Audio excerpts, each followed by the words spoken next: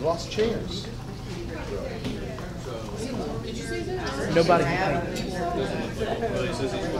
Nobody's sitting in these yet, I don't think. They are. There's. Is anybody sitting in that seat? Nobody's sitting in that one. On the other side of you? You can grab that. Everybody's staying away from the candy, so they're not sitting. Nobody's sitting on either side of you? They're afraid of the sweet tooth. They're afraid of the candy. At least that's what I blame it on. That's what I blame it.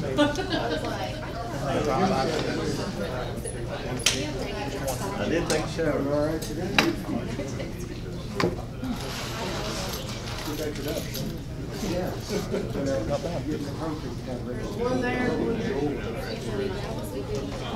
When y'all go to get food, there's soup on that other counter. You don't see it until you know about everything else.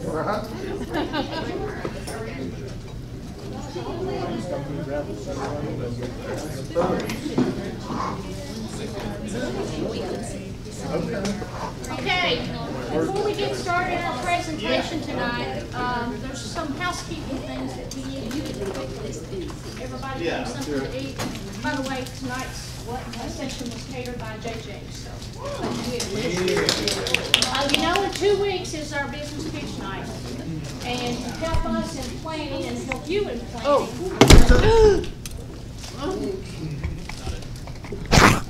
Hang on, I'll have to get back to it in a minute. Can you fix it, Samantha? It's like the latest. Just a second. No, is it on this camera? Put it on this camera. Okay, I'll fix it in a minute. Okay, what we need to do though is go around the room first. How many of you all are planning to pitch your business?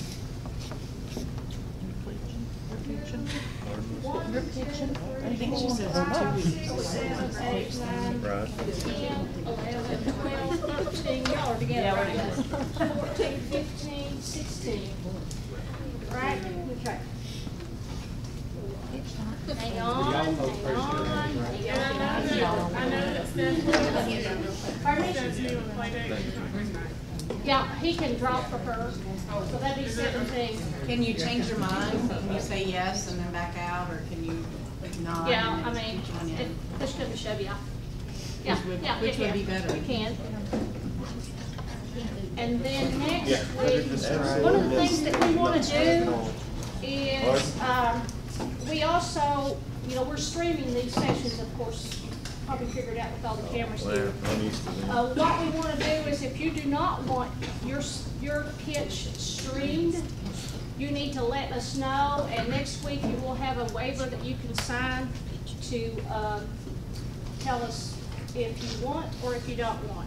Now I will say it's handy for you to do it, because when you're going to talk with a lender, or it helps you in developing your skills, just throwing it out there, but it's totally up to you.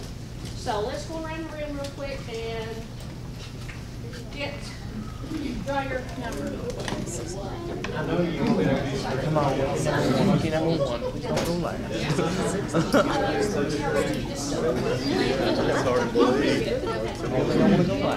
Number 1. Pressure's on. And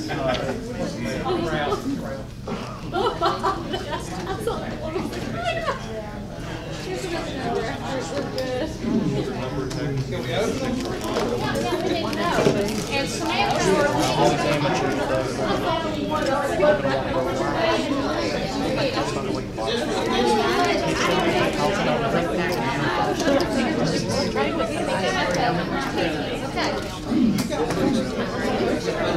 local. That's part of it. You have to be able to. That's local. It's kind of, it's regional. Yeah, that's part of the grading. You have to pitch. No, that's only if you don't want it streamed. Number 5.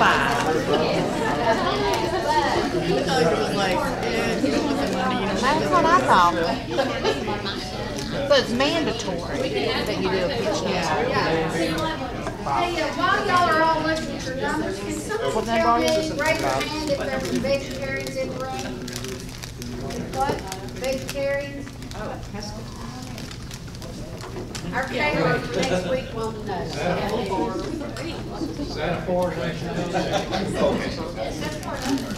Okay, who has the 6 and who has the 9? Because we can't get it. Who has a 9? Okay. We can't tell. So I'm gonna draw a line, and then I'm gonna let you two draw yours back because they both look like 9s. And you got the sheet of paper going around? Okay, everybody get a number that's pitching. On the sheet that's going around too, that's going to help us. Did you not get one? I did not get one. Well, I'm sorry, but I know what your number's going to be. That's what I'm trying to do. Trying to get out of it. Here, wait. Let me put that one because we got to redraw these through. But then we've got 2 9s. No, there's not 2 9s. It's just it looks I know. like. So I drew a line. So where's the back? Okay, on the sheet that's going around too, what we want to know is not only what number you got and who you are, but we also want to know, are you doing it as a startup or existing too? We're trying to keep track of all of that. So, are we cool? Questions? Have any of you all looked at the links that I gave you on different business pitches so you can kind of get an idea? If you haven't, I encourage you, and if you deleted the app or the email, let me know and I'll send it to you again. But that's great to watch. That's a great resource for folks at the very beginning of our business challenges didn't have a resource to refer back to. So you've got several years of business challenges you can look at. Any other questions or issues?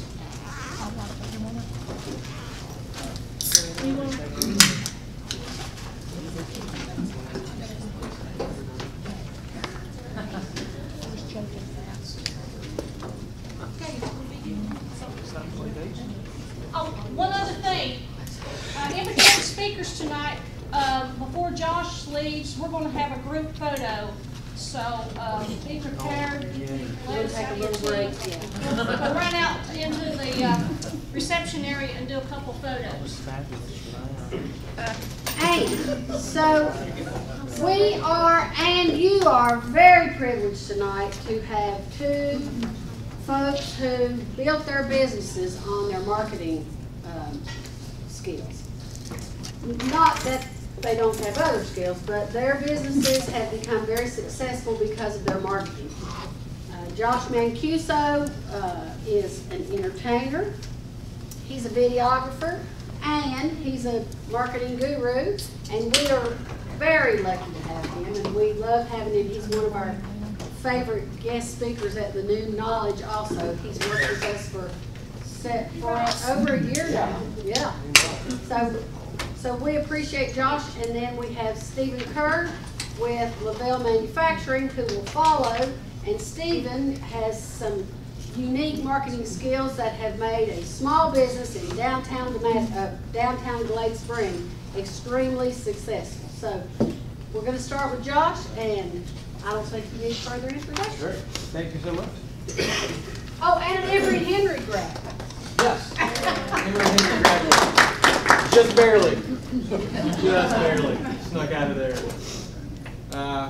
I won't tell you my GPA because you'll immediately dismiss this entire presentation as unworthy. Thanks for the introduction. Yeah, I'm excited to speak with all of you. I'm excited to about what you're doing in the Washington County Business Challenge. I've not been to any other sessions or caught up with what you're doing other than what Sandy's telling me and everyone else is telling me. But it sounds pretty cool. So I would love to know a little bit more about you. We're not going to go around the room and have everybody say what they do. That would take half of the time, I think, to do that. Sandy sent me a video in which you guys did do that, I think. and I watched it, and obviously I remembered all of it, and now memorized every one of your names and things. But instead, I'll ask you more or less some more general questions about what you do. So, how many of you are currently running a small business right now? Okay. How many of you have been doing that for less than a year? You just started, and so you're running a small business. Okay. How many are running a small business and you've been doing it for several years? 5+ years or whatever. Okay. How many of you are not small business owners? You're not entrepreneurs, but you were hoping to be and you want to be. Okay. Well, good. And is there anybody else? What's my next category? Who's here just because they wanted some food? That's my food. Right here. Yeah. Okay, so tonight I was asked to speak about marketing, social media, and customer service. I think if instead I'm calling it customer experience. So hopefully that's what you guys came here to hear. I want to kind of let you know that at some point during this presentation you may think that I know what I'm talking about. And that is not true. I don't know what I'm talking about. So we're all in this together. I'm an entrepreneur, and I've been doing it for a while, and I'm excited. Really quick, before I tell you about me, I want to know from you all, if these topics are being talked about tonight, what questions do you have right out of the gate? Like, I wish I could do this better, or I don't know how to do this. So my shop is mainly online. And the reason I say that is because I'm about this big, and most people will go online, tell me what they want, I put it together, and I deliver. I need to figure out how I can be more present online. But when I say that, I mean, yeah, Christmas, Mother's Day, all that, I'm really busy. But I need to know how a normal Tuesday, and you want to do something nice. Okay. How I can be more present. Okay. Sorry, how to turn my mic on. Video guy doesn't know how to turn his mic on. That's good. You're in for a treat, people. Okay, that makes sense. So you are using social media as your main marketing platform? I actually don't have a website. Okay. I know that's like a big no-no, but we're getting there. Yeah. And it's baby steps, you know. Okay. So how to be more present, more year-round as well, like kind of a more consistent presence. Okay. Anybody else have thoughts right out of the gate as to what you're trying to learn, or fears you have, or? I'm sort of in the home improvement business, and my needs are somewhat like hers. I have no web presence and all. Yeah. So how do I get more leads? Yeah. Would be my biggest. How do you get leads now? Everywhere from dinners to direct mail, just a variety of things. Okay. None of which is particularly effective. Yeah. Is it word of mouth? Right. Just do you do like a referral system or anything like that? Okay. Yeah. Just wondering which social media avenues are the most effective, and the importance of video. Yes. And YouTube. Okay. Very good. That's great. That is in my presentation. So okay. Let's get started. Oh, go ahead.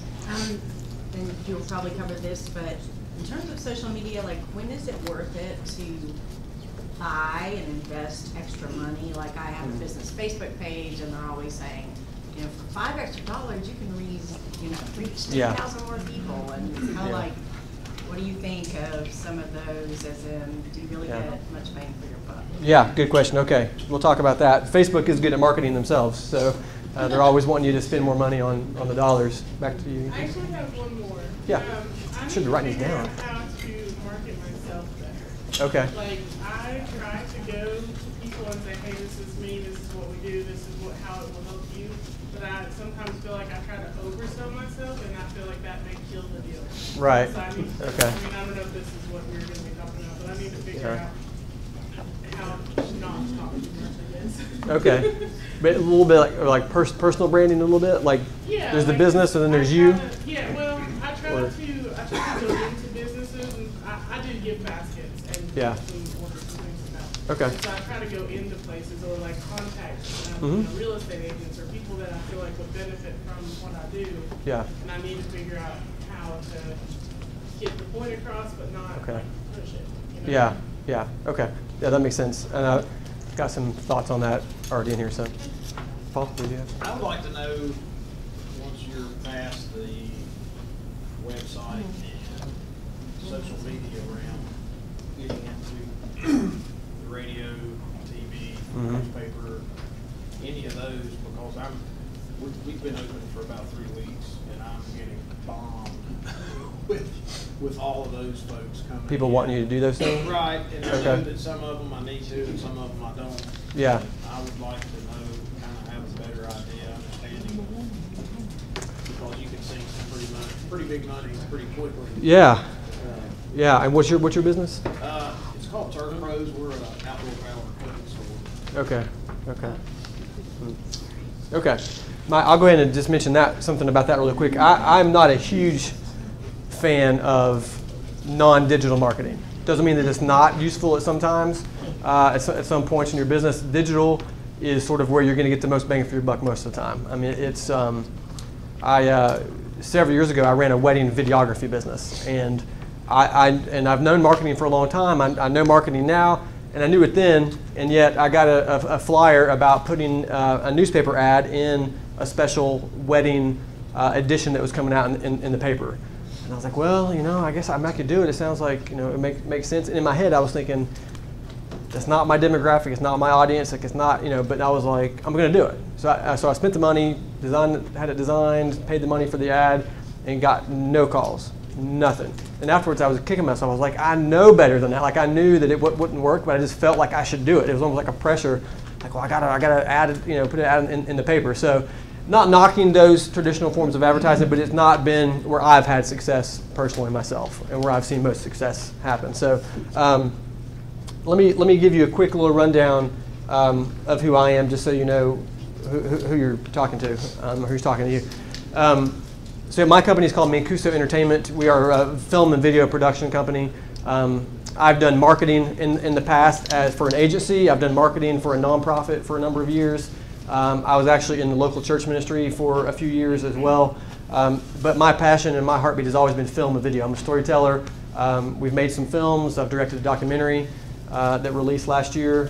Sandy was so gracious to come to we had a big premiere at the Paramount in Bristol, and she came. And so I do a lot of acting, filmmaking, and I make a little bit of money doing that, but I make most of my money doing video production, right? Marketing videos for companies. So I work with Bristol Motor Speedway quite a bit. I work with downtown Johnson City, Clinch Valley Health up in Richlands, Tazewell County, and just a lot of different clients. It's mainly marketing videos for people. So really involved in my community. I'm excited to be bringing the first ever Johnson City Film Festival to Johnson City in November.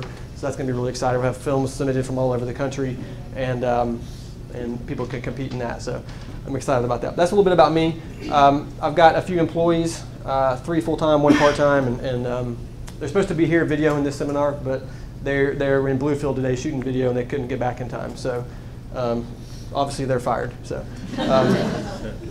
here's my first statement about marketing that I want everyone to know, is that marketing is so important. Marketing is too important to be left to the marketing department. Now that applies to a large company, and it was said by David Packard, one of the founders of Hewlett-Packard, HP. But meaning, like, marketing should be top of mind for you all the time. You might be Turf Pro and you're involved in what you do, so you're working in your business, doing your jobs, but you need to be working on your business about as much as you're in the business. You know what I mean? You're working on your business versus working in it. So marketing is working on it, and you need to be marketing all the time. It's got to be top of mind for you all the time. And when you think about marketing, do you feel overwhelmed at all? Like, I would get overwhelmed sometimes, being like, well, everybody tells me I need to be on Facebook, I need to be on Twitter, I need to do newspaper ads and TV ads, I need to do all these strategies. And so what I want you to know, if you're taking notes, and I know you've got my slides there, I think, is that your best bet is to pick 3 or 4 core strategies and go into them all the way, go deep with them. So rather than saying, okay, I'm going to do an ad over here, I'm going to do an ad over here, I'm going to invest money and time into Facebook, into Twitter, into Instagram, I'm going to invest money into a newspaper ad, I'm going to do Google AdWords, I'm going to do all these things. Next thing you know, you've got like 15 different strategies that you're trying to keep up with, and you've gone an inch deep in all of them, and you've made 0 impact at all whatsoever. So that's the first thing I want to tell you, is that you need to pick 3 or 4 core strategies and go all the way in on those, because that is where you're going to find more success. Even if one of the strategies you pick is not the best one, you're going to go further than you would if you just did a little bit in all of them. You know what I mean? So that's my first thing I want you guys to know. So as far as customer experience goes, here's the adage, the old adage, under promise, over deliver, right? So when you're delivering things to your clients, whatever it is, you don't want to flip that and over promise and under deliver. All of a sudden you've created a really, really bad customer experience right out of the gate.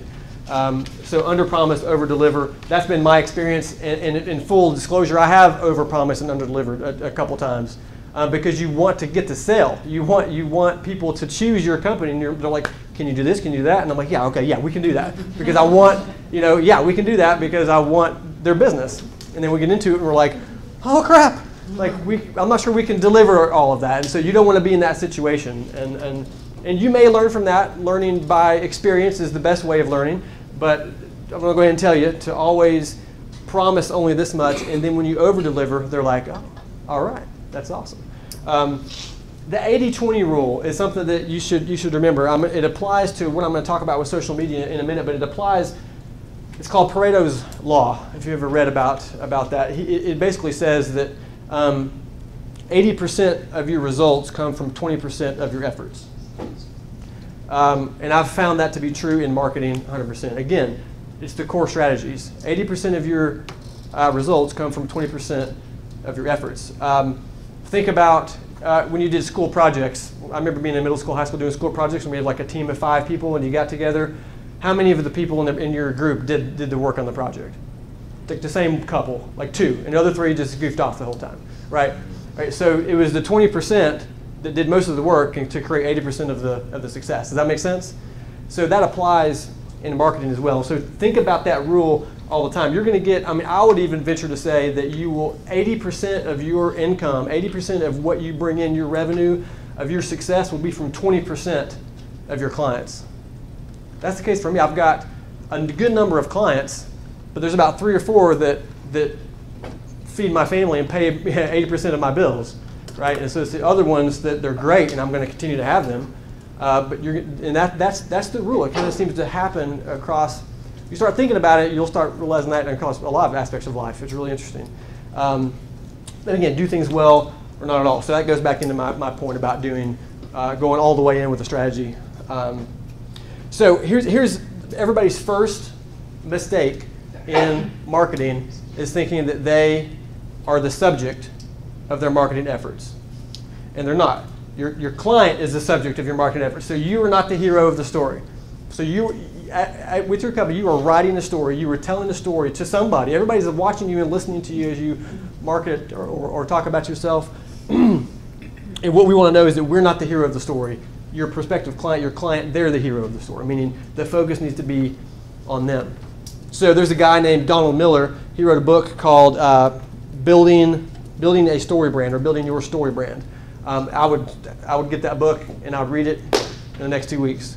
If you want to know how to do marketing, how to tell your story properly and well and efficiently, he's the guy, Donald Miller, and it's called Building Your Story Brand. It's either building a story brand or building your story brand. So here's what he says. Essentially, in every story, you have this story arc. Because if you talk about a movie, a book, anything at all, you've got a hero. Your main character, this hero goes on a journey, accepts the call to go on some kind of journey, and he encounters a problem, conflict. Then in comes a guide to direct that hero, leading them to create a plan to overcome whatever it is they've done, and they have success at the end.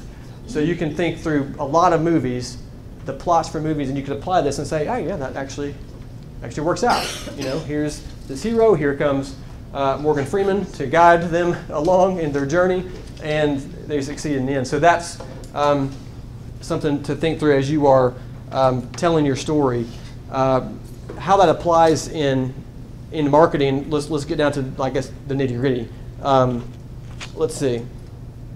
On your website, if you have a home banner page, a kind of a home page banner, big image at the top, you need to have a big image at the top of your page with the menu right above it, the big image. It can be video or it can be still images. On that, right at the top there, you should have some kind of key phrase. like I'm something that, and it's like for me, like if let's say that I was trying to, let's say I wasn't just trying to sell my service as producing videos, but I was trying to teach people how to make their own videos. And I was like, come to me, I'm going to show you how to be a video, god, and that's what I'm selling. So rather than me saying on my homepage banner, if you want to learn how to make great videos, call me, or I'm really good at making videos, or something about me, you say, the text could be, become a video expert in 7 days, right? All of a sudden they're like, oh, it's about me now. It's about the customer, not about Josh and what he can do. And so the point being, in your verbiage, it should be about them. It's about what they do, what they need, and how you are meeting that need. Does that make sense? Okay. So that's just something I would strongly encourage, is writing your copy, making things about your customers, not about what you can do. Okay. So here are the marketing strategies that I would have you consider. One is some kind of launch event. If you don't want to do a launch event, if what you do you think lends itself to that, that's okay. I think having some kind of event at a location of sorts, provide some drinks and some things, and get people to come just hear about what you do, get them face to face with you and talk to them and show them what you do is valuable. And you'd be surprised at how many people would be interested. You say, hey, look, we are opening up. We're opening up a new shop. We're opening a new whatever it is. Come find out what we're doing. We want to, if you've got some little bit of cash, you can give away some things. Have some kind of launch event. People love events, and so you can market that easily on social media as well. The second piece that I think is critical is email marketing. Email marketing is still valuable. A lot of people would say that it's dead, but it's not. It's still very, very viable, because you are building a database of people that you can email directly. You can directly contact them anytime you want until they unsubscribe, and then you're lost. But so it's good news and bad news. Third is networking, which is separate from marketing, kind of, but networking is so important, and I've had success just becoming involved in my community, attending networking events, things like that. So I'll get a little bit more into how that works in a second, and then social media is the fourth, and that's the big bad kind of hairy monster that everyone's trying to figure out. So with email marketing, I recommend MailChimp. Is anyone using MailChimp currently, or has used? Okay. Do you like MailChimp? Yeah, I use MailChimp for one business, and now I use Square Marketing for Yeah. the other. Okay. Did you like one better? Not necessarily? They're about the same. Okay. I like MailChimp. I'm used to it as well. I've been using it for a while, so I like it. I like their ability. You can create. What I would do in there, I would create one master list. You have the ability to create as many lists as you want. I would create one master list, or if you have multiple lists now, to condense them into one single list. And then within that list, you can tag people based on how you want to communicate, or what you want to communicate. So for me, I've got a list full of, there's family and friends in there in the list. There's potential clients, there's former clients, current clients, people that have signed up on my website, people that I've met, like you guys who go and subscribe. So there's people in there, but like we go in there, we have everybody in there, and then we tag. We've got a chunk of people that we want to reach out to whenever we have we're shooting a film or something, and we need cast, and we need crew, we need locations, we need those like resources. We want to send just to them, then we can just send to the people we've tagged. We tag them cast/crew, cast and crew, they're tagged, and we send only to that segment. And so it's really, really useful. You got to spend a little bit of time in there working with it, but it's worth your time to learn how to use MailChimp and how to use it for all that it's worth. You can even create a landing page at some point for your site if you want to using MailChimp. You can put things on your website to have people subscribe. With that, you really want to give people a reason to subscribe. If you just post, hey, subscribe to my list, nobody cares. You've got to give them some kind of reason. Either offer them something. Here's like for me, I've given away free PDFs on how to shoot video with your iPhone. I've given away all kinds of like free stuff like that, and they put their email address in, they get the free PDF, and they're good to go. So whatever you do, what kind of value could you add to somebody by saying, hey, would this be helpful for you? Let me give you this for free. Just sign up for my email list, and we'll reach out to you. So every contact you make, put it into your database. If one of you gives me your business card tonight, it's going to go in my list. Some people will say, well, don't you have to have permission to? Yeah, you gave me your business card. You're going in my list. That's the permission that I got for you to put you in my list. So any cards you have, anybody you contact with, put them in your database. Okay. I would look at emailing twice per month, maybe once per month, and then work towards once a week. That may seem like a lot, but that's something to work towards. And it's only valuable to do the once per week if you're doing my last 2 bullet points, which is adding value to your audience first. Okay, so again, the 80-20 rule, I'm going to go back to this, which is 80% of the time you should be talking about what your people want to talk about, what's important to them, and 20% of the time talking about yourself. So for me, I'm still working towards I haven't done the weekly, and I'm still doing monthly and twice a month. So I'm working towards where the first 3 emails of the month, week 1, week 2, week 3, are all, I'm not selling anything. I'm simply giving you added value. Like, here are 3 ways that you can increase your marketing dollars right now. I'm giving you information that's going to help you. And then the 4th one is, now let me tell you what we're doing and how I can help you, right? So you're kind of buying their ears and earning the right to be heard. So 80-20, 80% of the time talk about what they want to talk about. And if that's, kittens and cats, that's fine. Talk about it. Work it into your emailing. That's fine. Whatever they want to talk about, you know your audience. If you don't, you need to get to know your audience. Who are they? But then you can talk about yourself after that. Questions about email marketing. I'm blowing through this stuff. It's fast, I know, because it's a lot of stuff to cover. But thoughts or questions on using email? Well, first time I went to Cabela's, I went ahead and got the credit card too for the benefits there, and give them an email address. And I swear they send me at least 1 thing per day, and that's a big turn off. Yeah. Like, I don't read any of it because it's obnoxious. Yeah. And I was there yesterday, and I talked to one of the service people there, and nothing they could do about it. But right, nothing. I guess right. you don't want to overdo it either, because then Yeah. you'll just jump in. Yeah. You don't want to overdo it by any means. A daily is crazy, and I know most of the time it is sales stuff. Like I got a Belk card. I feel a little bit embarrassed saying that out loud. I'm not sure why I feel that way. But I had to buy a suit for something, and Belk had a sale, and I was like, they're like, you get 20% more if you. And I was like, yeah, give me the card. So I got the card, and yeah, I'm getting Belk emails like all the time, and I'm like. And I want to unsubscribe, but I'm hanging in there like, maybe one day they'll send me something I'm like, oh yeah, that's good, but really I'm never going to use it probably, but any of their emails. But I think that's why I think adding value to people. If they look forward to your emails because they know they're going to get something from you, then they will stay engaged. If you're doing that and they still unsubscribe, they're not your audience anyways. That's what I would say.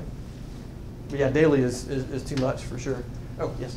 The MailChimp, does it have a way that you can tell who opens your emails or who is? It tells you, it tells you, if let's say you send to 100 people, it tells you, okay, out of this 100, 20 opened it, 7 clicked on something in your email, and these are the ones that clicked. You can see who they were, everything, yeah. It's it's pretty revealing when you go in there and look at who's reading my stuff and who's not.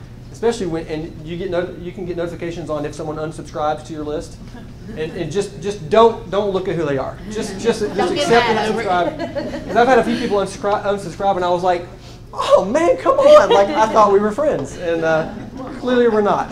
And but MailChimp tags them, so it won't send to them again once they unsubscribe. Is that right? Yes. Yeah. That's right.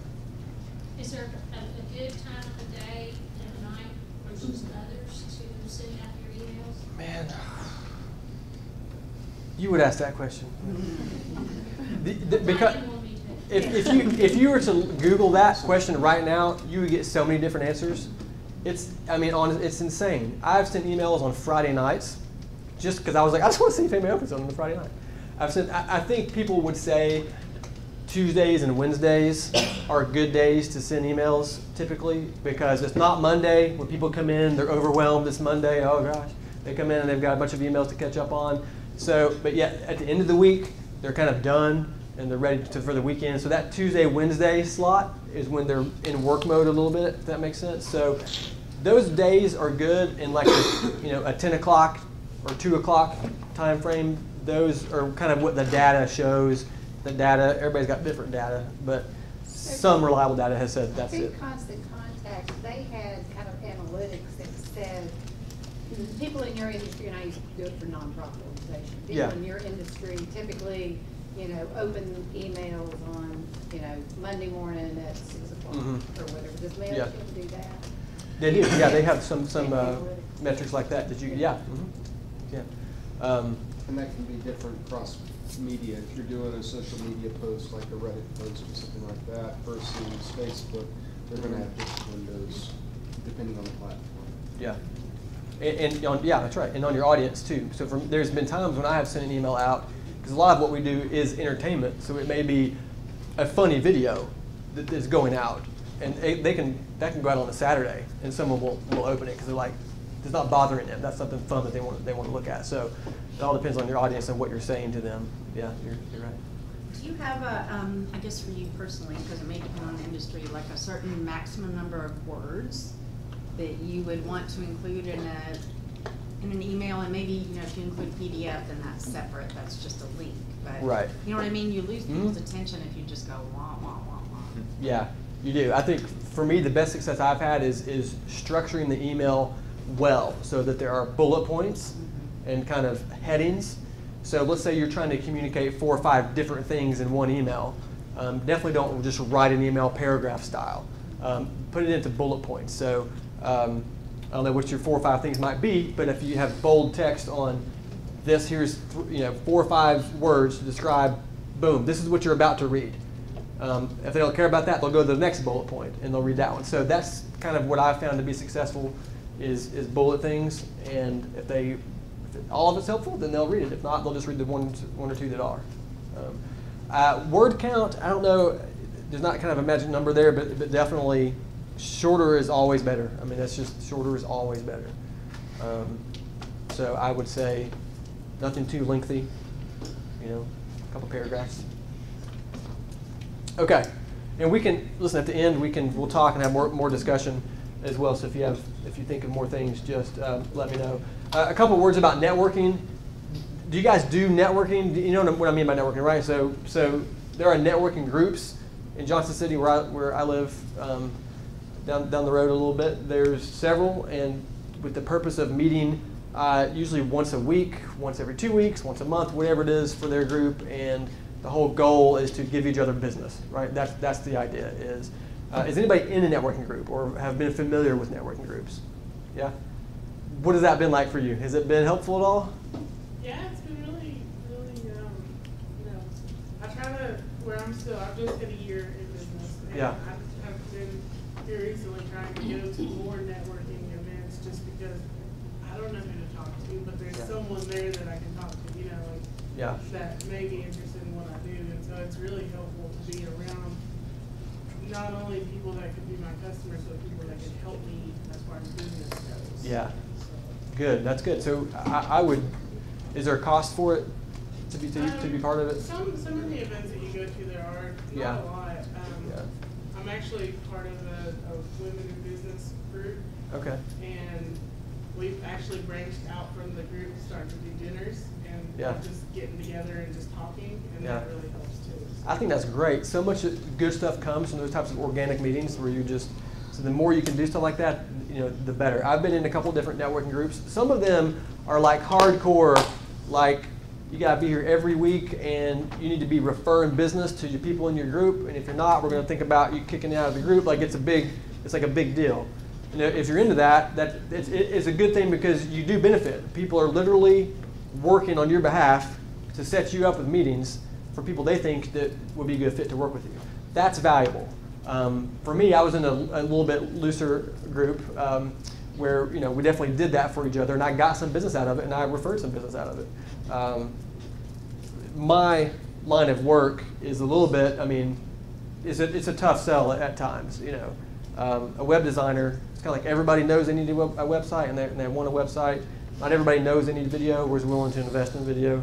until I give a slam bang presentation, and then they know they want video. Just kidding. Yeah.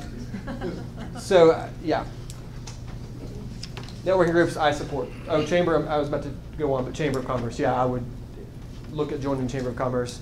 I don't know much about your chamber up here.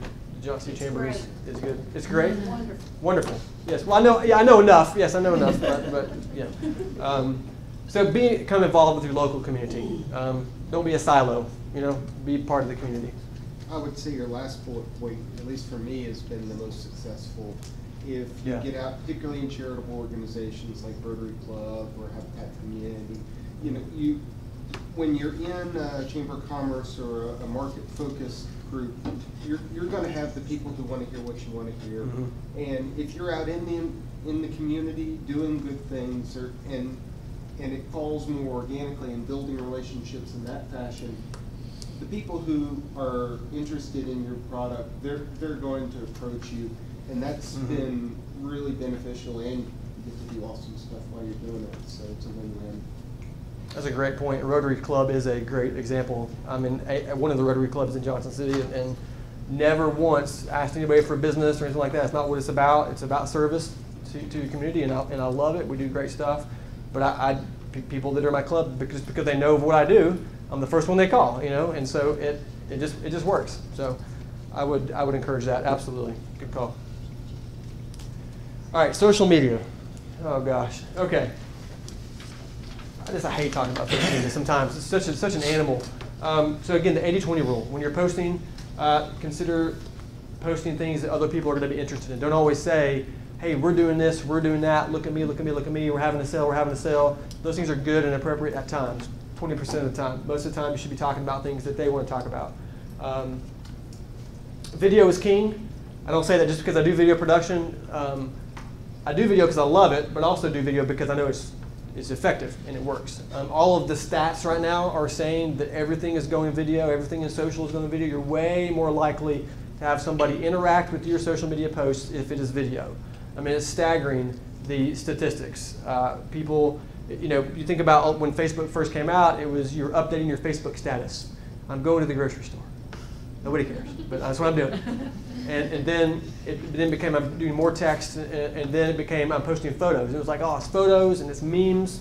Memes can still give you a good laugh, but video has more engagement than anything else. And so that is a great place to invest time, dollars, creativity in creating videos that are going to be good for you. Again, be interactive with your audience. Social media is unique for us because it creates a two-way conversation. It's a two-way street, so if someone comments on something, you should respond to them. It's not like the traditional forms of advertising where you just simply send out a message to the masses and they see it. In this case, people interact with you, and that's a good thing. You want them to interact with you. Again, the pay-to-play with advertising, somebody asked about when is the best time to invest dollars, and I guess I'll go ahead and talk about that now. I think I'm going to talk about Facebook a little more in depth in a second, but I think you can get really creative and create some things and put it out there and not pay a single dime in advertising on Facebook and have great reach. As an example, we did for downtown Johnson City, they came to me and they said, all right, we need to get more people coming downtown for the events and things we have throughout the summer. I said, okay, and so we put together, we called the Downtown Update Show. And it was just a couple minutes long, 2 or 3 minutes long.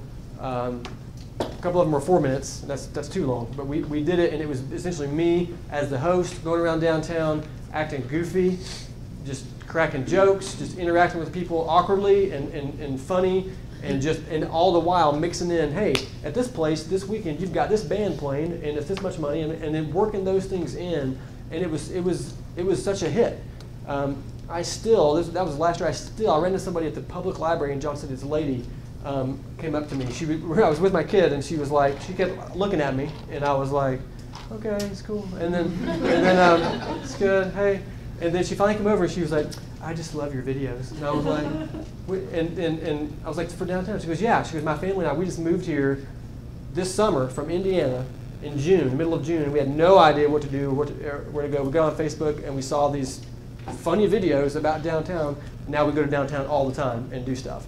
So it was effective, and it's because humor was a big part of it. And so that keeps people watching. There's some stats by Facebook that recently said that using humor in your content really cuts through the noise, and especially with video. I think people are like 70% more likely to watch your entire video if it's funny. Most videos are watched on Facebook for 10 to 20 seconds, and then people cut out because they're not engaging enough. But your video is engaging. It's good. So over the course of the summer, we reached like a ton of people. We had like 70 or 80,000 views on the update videos. People were always coming up to us saying, "We saw the video. That's why we're downtown." Like it worked, and they spent no dollars that I'm aware of. I've asked them on any Facebook ads. It was shared by people because like, this is hilarious. Watch this. And a couple times we did giveaways, like a giveaway of bat from the Johnson City Cardinals. So those help. Any kind of giveaways, contests, people love to share those types of things. Hey, share this post and like our page, and we'll enter you to win whatever it is. A t-shirt. My gosh, people love free t-shirts. It's insane. So people will share for about anything. So that's so for me, I would say the best time to spend dollars is around a very specific goal that you want to accomplish. Like if you were selling tickets to an event, right? Or if you were promoting something very specific, that's when I would put some dollars into it. And you can get away with $20, and you've increased your reach quite a bit. So I would, again, we could do a 5-hour conversation on Facebook marketing on how to do that, but I'll suffice it to say, use video as much as you can, use humor. I kind of have the three things like that: humor, emotion, and controversy. Those are the things that cut through on Facebook. There's lots of content out there, but if you make people laugh, make them cry, or you be controversial in some way, that's how you're going to get noticed. That's how you're going to get noticed. The last one is a little more difficult for most people to do. And you probably don't want to do that as a beginning of your business. You don't want to start polarizing people, but politicians do it all the time, and it works for them. But you're not a politician, so don't. The last thing I'll say is document, don't just create. Meaning, people believe, especially when I say you need a video, people are like, how am I going to make a video? Like, I don't know how to make videos. I can't afford you or other big production companies. How do I do this? Well, I think you document stuff more frequently. So rather than saying, I need to create a big video, it's going to take up a lot of production and all kinds of things, take out your phone and start recording stuff. You think, well, what do I start recording? Anything. What are you doing? Record, what you do in your business. Get on there, just hold it up and say, hey, here are 3 things you should know about what we do. Or here are 3 things to encourage you today in whatever. You just need to come up with creative content, turn on your phone and start videoing stuff. Honestly, that's how you're going to get started. There are some stats that would say, and I'm kicking myself for saying this because I make videos for a living. There's some stats that say people actually prefer the more organic, like raw types of videos that they see on social media rather than the really polished, like put together productions, because it's just real. People want to see you hold up your phone and just start talking about something, or show them what you're seeing. So start thinking of ideas of how you can do that. Okay, I'm talking a mile a minute and trying to get all this information out of this little tiny head. So if you have any questions, just jump in there, raise your hand. Here are the 4 strategies I think that you should be looking at. There's a lot of social media out there. There's more social media platforms than you even know about. Ones you haven't even heard of. The people will say, you need to be using Medium for your stuff. How many people know what Medium is? I do. 1, 2, 3. Okay, there's a few of you. I'm not going to get into it. It could be useful for some of you. I'm about to start using it because there's a reason why. But these 4 are where you should spend your time. Facebook, YouTube, Instagram, and LinkedIn. That's according to me. Someone else may tell you something else, but all the data says that these 4, and my experience has been these 4 too. So again, Facebook, my advice is to post every day, once a day. It's not too much. People won't get tired of you. Facebook, their algorithm is such that the people who engage with your posts the most are the ones who keep seeing your posts. That's a good thing. Means they want to see what you have to say. So post every day. Video is king. As much video as you can do, the better. Not every post has to be video, but use as much as you can. Again, photos, contests, giveaways, those things do really, really well. You can add value to people. And then talk about sharing power. So, you know, you want to give people a reason to click on your stuff. You want to give them a reason to watch what you do. And so, I think when you are, I make it sound easy, like post every day and just document stuff. I make it sound easy, but you need to be thoughtful about what you put out there because you want people to share what you say. All right, that's the power of social media is that not just one or two people see it, but they share it, then their audience sees it. And so, man, if I don't leave you with anything else today, I would say your number one objective, I'm taking a total left turn here. Your number one objective, if I were starting a business right now, and this is what I'm trying to do right now, is to create raving fans about what you do. Literally, that's what's going to make you succeed. Create raving fans about what you do. There's a strategy by a couple of marketers out there that's called 1,000 True Fans. And he said the goal is to get 1,000 true fans who love what you do. There are companies that have 500,000 followers and they're filing for bankruptcy. Okay, but there are companies that have 1,000 fans who are just crazy about this product or this service, and they share everything that these companies put out. Okay, that is what you want. You want to be that business, and you want to create raving fans who love what you do and who get behind you. And that's what you want to create on Facebook. Okay, it's not about having 10,000 followers on your Facebook page if they don't care about what you're doing. It's about having 500 who do care. YouTube. If you have the ability to, I would say post weekly.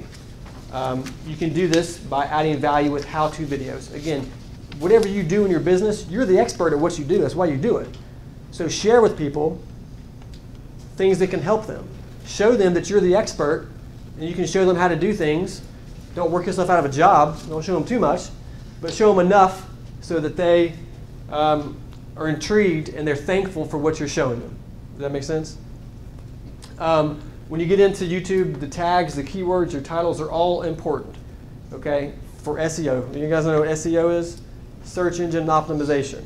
All right, so that's meaning your Google search results, essentially. So when people type in your line of work, your industry, what you do, you pop up sooner in Google. And YouTube is really, really important for that because of the keywords that you put in there, but also because Google owns YouTube and they love video. And so when you search for something, you've always probably noticed you can select, images, news, videos, whatever, you can filter what you want to see. And so having videos, having a well built out YouTube channel with a lot of videos on there does a ton for your search results, a ton. So if it's valuable for people to find you online, then you need to have a really good YouTube channel with lots of videos. Did you have something to add? With my website hosting service, they're suggesting I need to pay about $100 to get my security certificate, and that without that HTTPS security certificate, that I'll be dropping in results in various search engines. What's your thoughts on that? Hang on, meaning that they're requiring you to purchase an SSL certificate? To get that security certificate, it's an extra fee to get that enabled, and get it structured such that it's eligible for the certificate.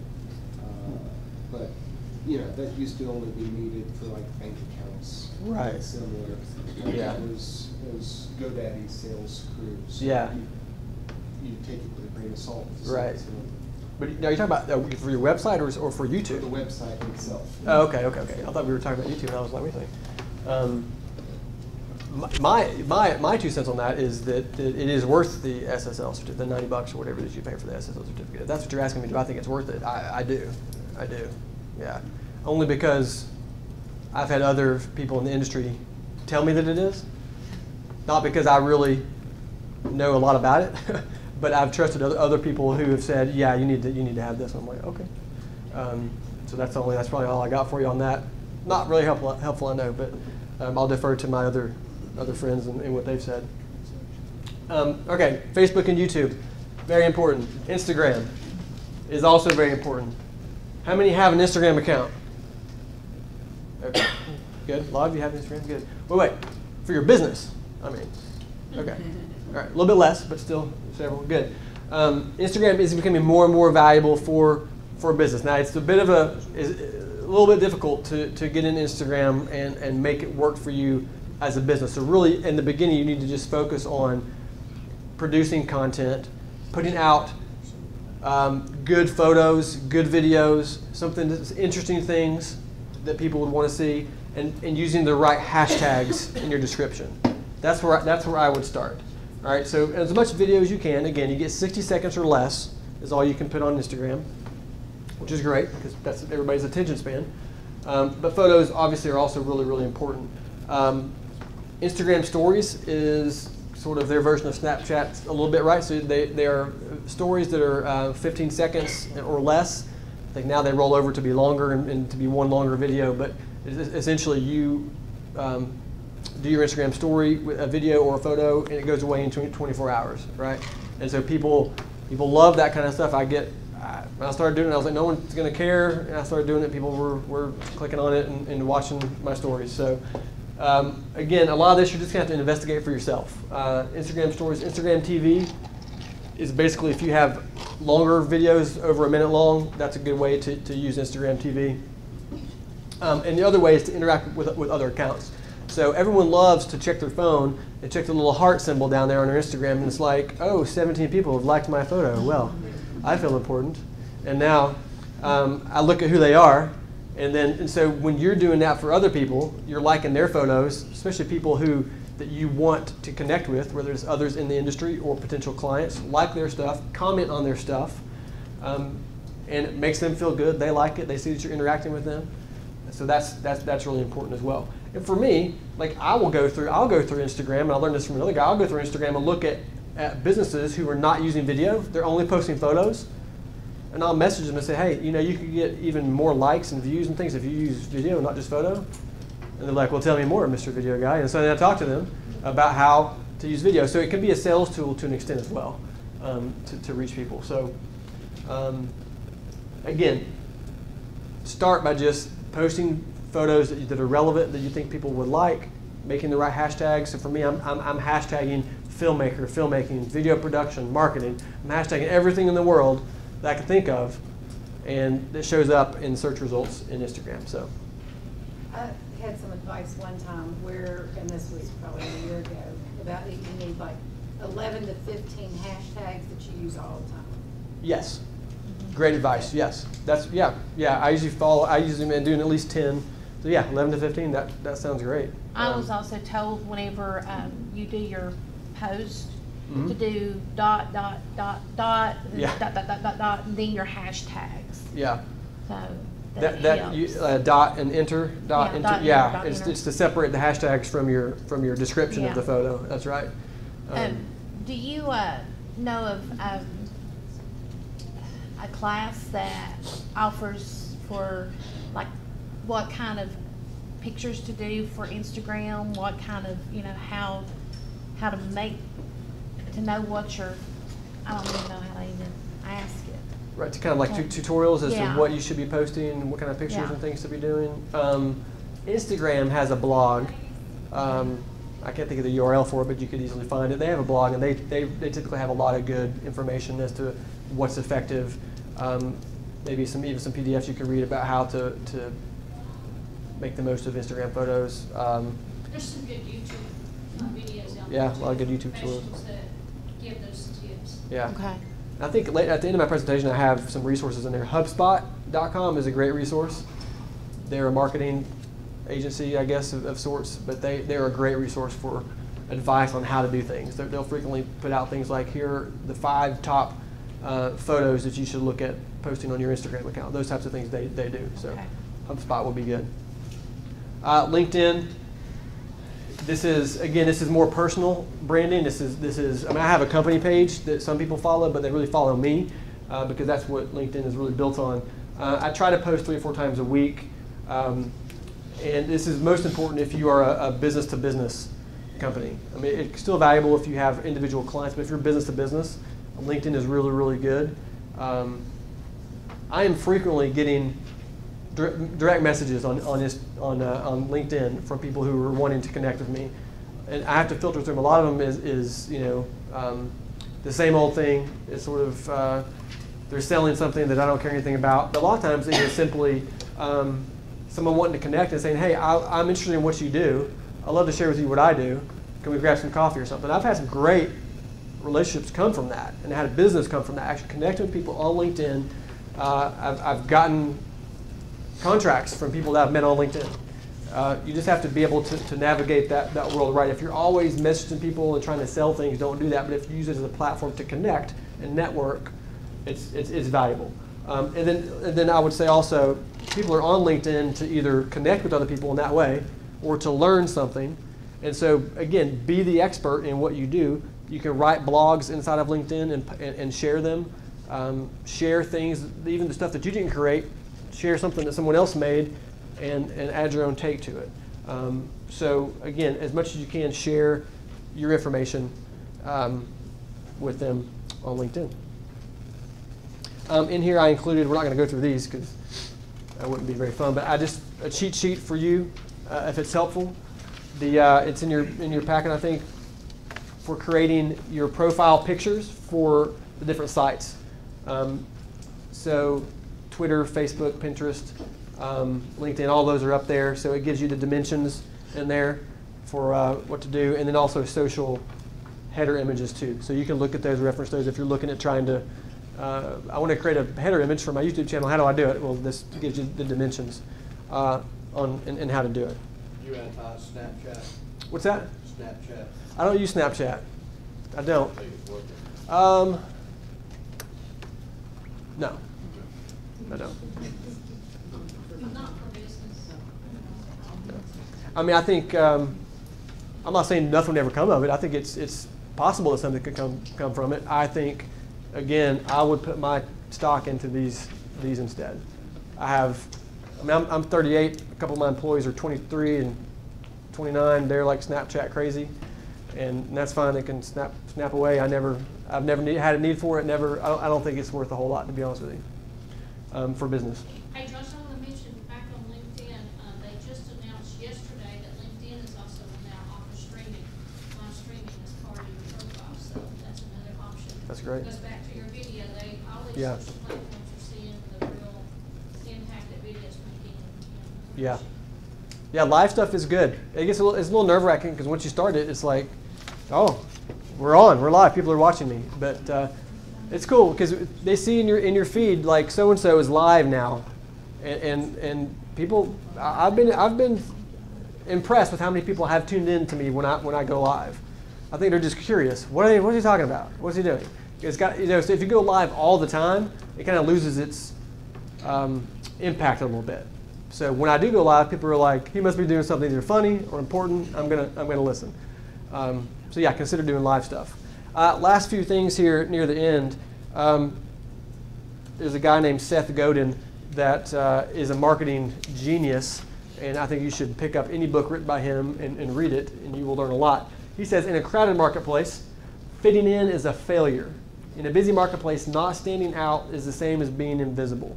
So as you're creating your business, as you are trying to move forward in your business, you need to focus on doing things that either no one else has done before or doing them differently than other people.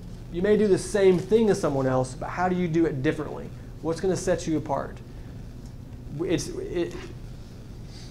Entrepreneurship and small business ownership is a challenge, and especially in the marketing world, people are bombarded with things all the time. We're all bombarded with stuff. And so your goal is to cut through all of that noise, all of that fuss with content and things that matter. And if you're just like everybody else, that's not gonna work. It is absolutely not gonna work. You've got to come up with what is it that makes you different, what makes you unique, and how can you leverage that to your advantage. Which is what I just said. So what do you do that no one else does? What do you do differently? Create a blue ocean. There's a book called Blue Ocean Strategy.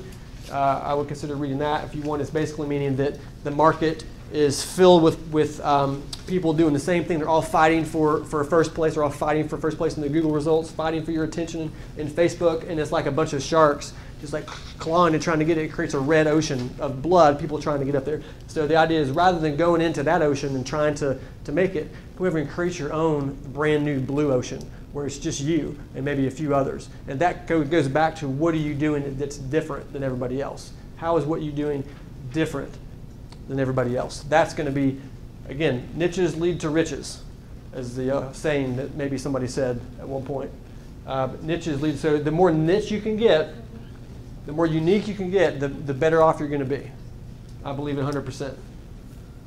Again, the 1,000 True Fans part. Here's a little marketing tip for you here at the end. PAR is one of my favorite story arcs. I use it when I'm creating videos a lot of times, but also you can use it in all of your marketing, period. It's PAR. It's just problem, action, resolution. So as you're thinking about when I turn on my phone, I'm going to record a video, or if I'm going to write a blog post, or if I'm going to tweet something, I'm going to do anything marketing-wise, this is a great way to think through how to structure what you put out there. What issues exist for your audience? Right? What's making their life difficult? Okay, and then what does your company do to address that issue? All right, so then what's the result? What does their life look like after they've experienced your action? Right? What result will your audience experience? How does it make their life better? Problem, action, resolution. It's a very proven storytelling formula that people use all the time. And so I would consider that every time you start to do something. What's someone's problem? What do you do to help them with it? And then what's their end result at the end? Here's a few resources for you. Canva.com is a design site where you can design social media posts. You can design your header image for your social media channels, Twitter, Instagram, all those types of things. You can design a lot of stuff there. It's free up to a certain point. I've never reached that point. I'm still going free, baby. Pixabay, another free resource to get stock photos, really good photos. HubSpot.com, good. I mean, as far as learning and resources, great. Fiverr.com, there is 2 R's there, it's not a typo. Fiverr.com, I said labor. You can get almost anything on Fiverr.com. I've gotten really good voiceover talent for like $10 that I've used for videos. You can go on there, you find all kinds of things. I had a guy write a rap song for me one time on Fiverr. A lot of graphic designers on Fiverr as well. Lynda.com, it is a paid platform, but it is really good. You can learn just about anything on Lynda.com, especially technology type things. If this is helpful at all, project management, my team uses Monday.com. We just found it after fooling with a bunch of other ones. We found it to be the best. We use FreshBooks.com for, I'm not going to say for accounting. That's QuickBooks and my CPA that does all that. But FreshBooks is more like we do some invoicing, we do contracts, those types of things, estimates, proposals, all that kind of stuff in FreshBooks. We really like that. HoneyBook is kind of the same thing as that. Canva made it in there twice. Airtable.com is not one I've used, but I've heard really good things about it. It's a project management platform as well. Some folks that I would suggest you follow right away. Gary Vaynerchuk, Seth Godin, Donald Miller, and Shama Hyder. I don't know a lot about Shama, but she is a marketing expert. Really, really good. Her stuff is fantastic. Gary Vaynerchuk, who's familiar with Gary V? You are? Okay. Twitter and Instagram and LinkedIn with him, you're going to get lots of good content. He gives away so much stuff for free. I mean, my whole social media content strategy is based on something he put on LinkedIn where he basically gave away his content strategy. And so he owns VaynerMedia and a bunch of other stuff. He's really smart. He's a very sought after keynote speaker and all that junk, but he uses the F word a lot. So be aware of that when you're watching his videos. He likes to he is who he is, and I can appreciate that. But he's a genius. Seth Godin has written books like Purple Cow, Unleashing the Idea Virus. I've read that one. Again, it goes back to him saying that you need to create raving fans about what you do. Okay, you need to get people to catch your virus and then sneeze it to everybody else is basically the idea. And I feel like something that I have done well. It's a little bit easier for me because I do some upfront personalities, acting and things like that, and so people tend to follow people like that. But I think you create it's almost a tribal feel. People start buying into what you do, and it's like they're all about it. And so that's what you want to create. And he talks about that. Donald Miller, I told you about him, the Story brand, really, really helpful from structuring your website to how to just tell your story. Like I gave you the PAR, the PAR, he gives you all kinds of good stuff. And then Shama Hyder, I just follow her on social media. She always has some good moments there. As for me, you're welcome to follow me on any of my channels, me and my company. My email's up there. If I can do anything for you, please let me know. Okay. I think we're going to have someone else come up in just a minute, but I wanted to open it up to questions, and I'm sure I dumped a lot of stuff on you. I don't know if you knew all of it or none of it, or if you now feel helped or just overwhelmed and want to go cry. But can you use the same content on social media, like you send it in an email and you're putting it on Facebook? Yes. That would be all different. No, great question. Yes, I would take one piece of content, whatever it is, and put it on every single platform we just talked about. Absolutely. Put it in an email and then put it on LinkedIn, Facebook, all of your channels at the same time. Yeah. And you honestly, you've got Hootsuite, you've got Buffer is a really good one for actually just putting it in one time, and they will distribute it for you to all of your channels, so you don't have to go and post to each platform. I personally like the control of going to posting on every platform.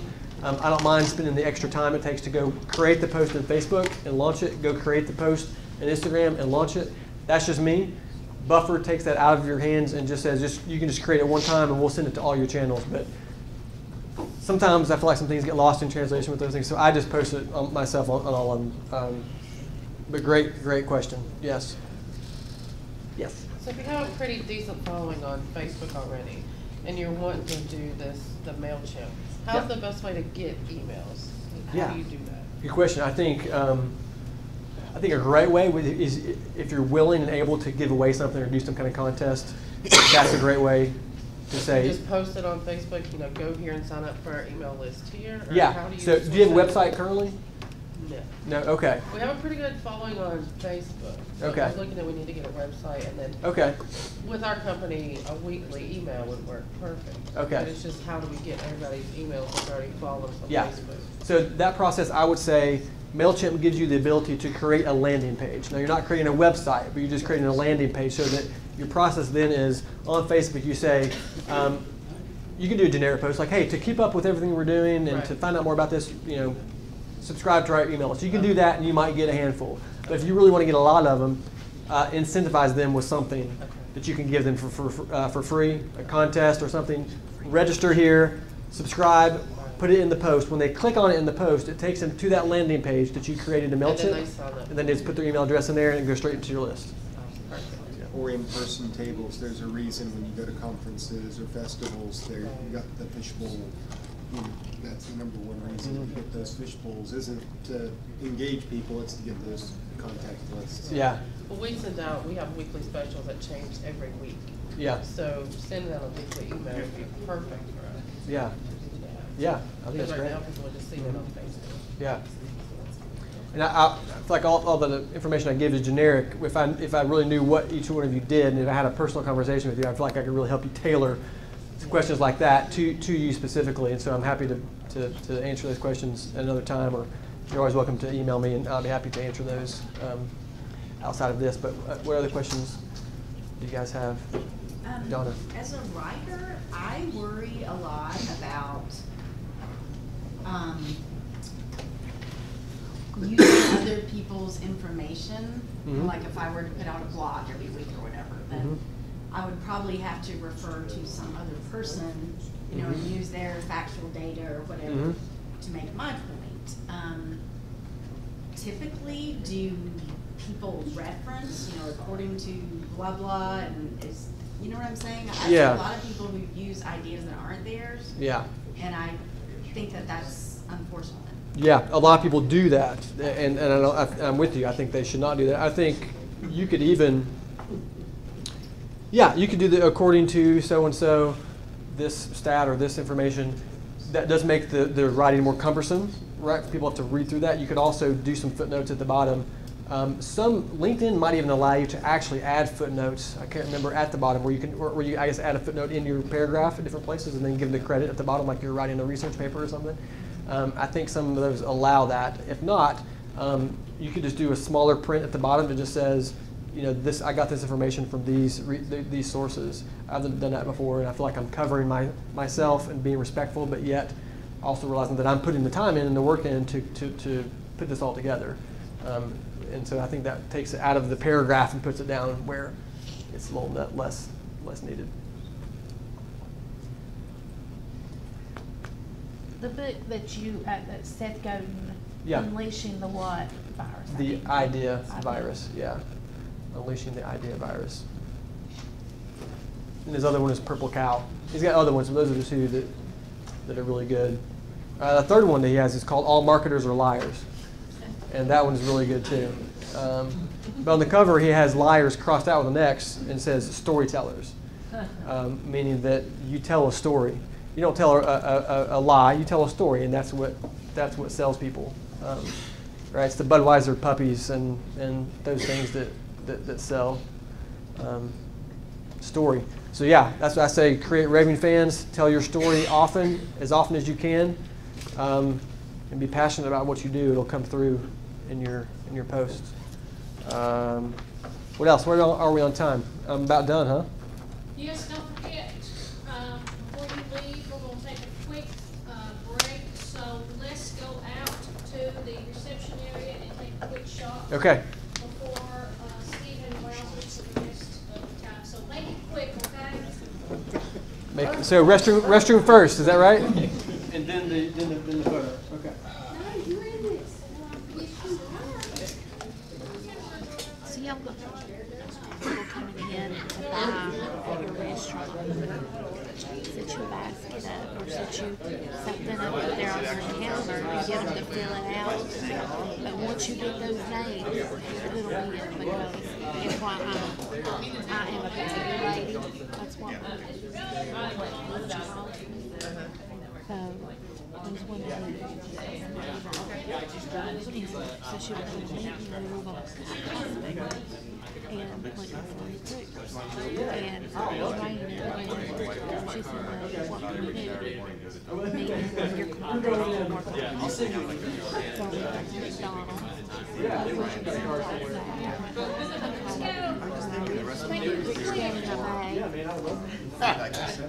in my bag.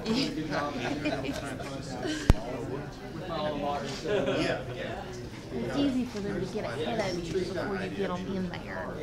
You don't think they will, but they do. Probably not allowed to do. I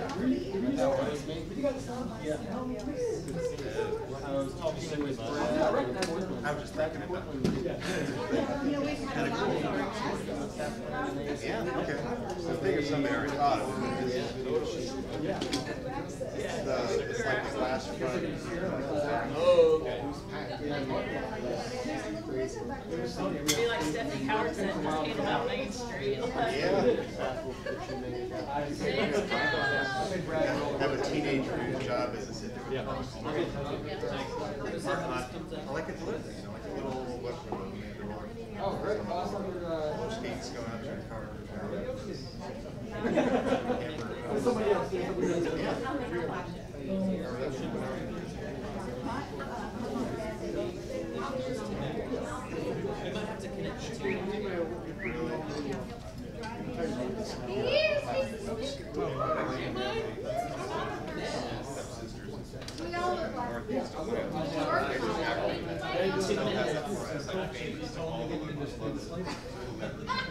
That's good. Makes things go well for you too.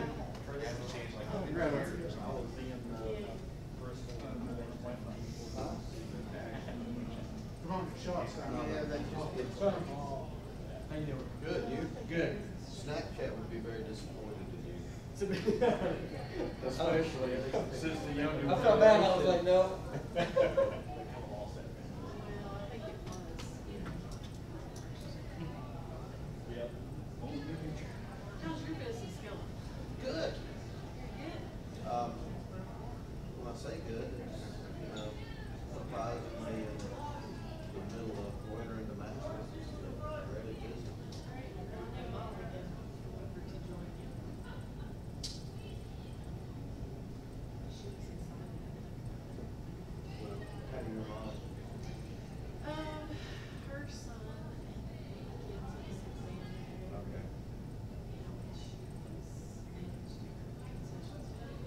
So we're not working in two sessions now. Yeah, so we, Yeah, she's a little different. yeah. I worked with her at Cracker Barrel years ago.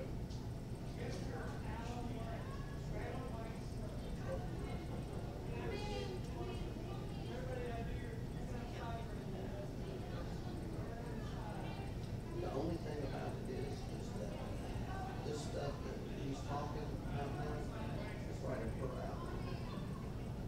She's very good at stuff like that. So. Well, she seems to be a hard worker from everything I've seen. She is, but I don't know, and this is just strictly off Yeah. the record, but two people that I've had, her and he used to work at Mojo's, his name is Tommy, and he came to work for me for a while. They both went to culinary school. I don't know if they teach or not, but they're such workers. They're like non-existent. It's like, you know, they get there when it gets there. And I, being with Cracker Barrel, have been bred into me. Yeah, but it's got to be quick, otherwise you lose interest. It's not, you know, we're not doing a 7-course meal with wines. It's not. This is good food quickly. Now that surprises me a little bit about her because, I mean, we typically have somebody that serves rolling concessions for 2 years at a time. I don't understand. So I went to him and I said, who do you think? And he said, absolutely not. And she said, well, we're not against it, you know.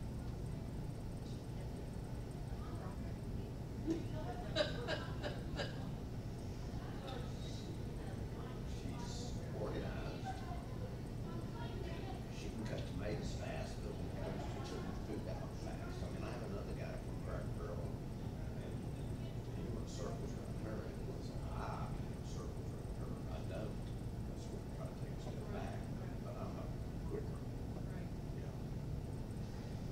Well, I know, you know, when we were in the store business, of course, you know, we had a big deli there at Brown's. Right.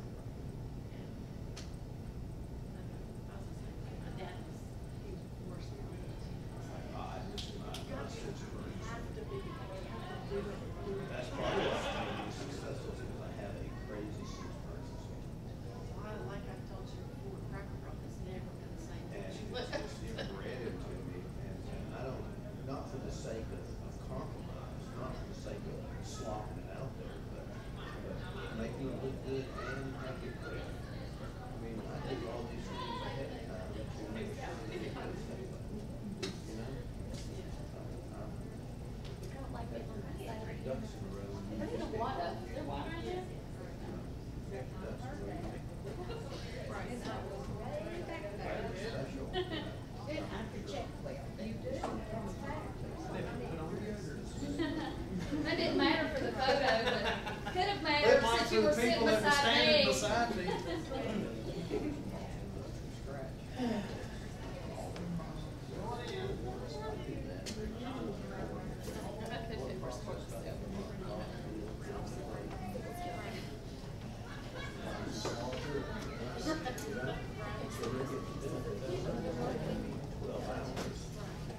So are the hard things made by, Yes, so I know they're good, that's so much better. Yes. Yes, exactly. That costs more than The roof of parties. I've seen you. I know what you're doing. You're 7.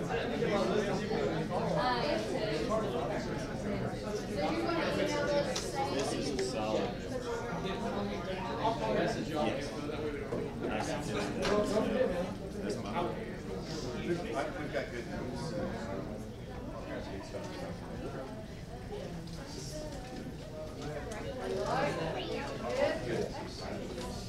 When am I seeing you again? You're doing that college soon, aren't you? Next Wednesday.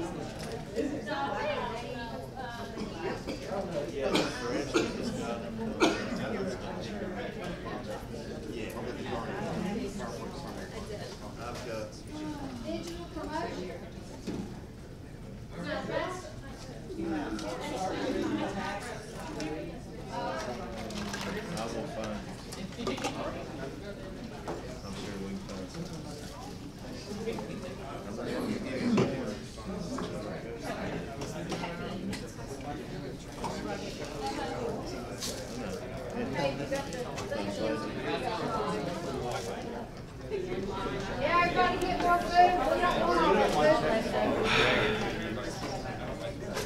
You taking good notes? In your breast group? Good. Awesome. Very cool. I often wonder why I'm the only one in the family that's like a little type shop. She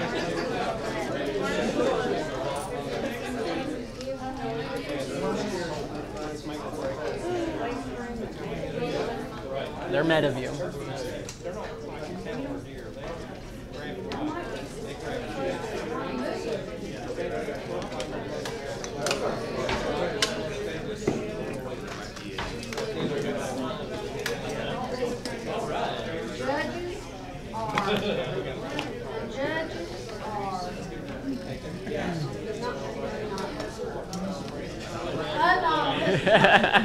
You won't know.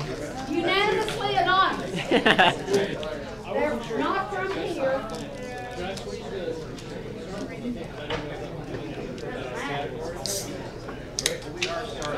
But it's cool.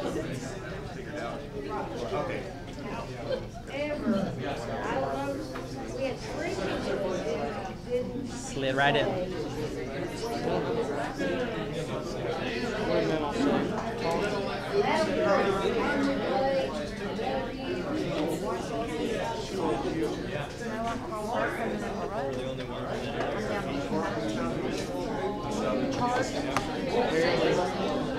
I mean, again, I don't know if anybody else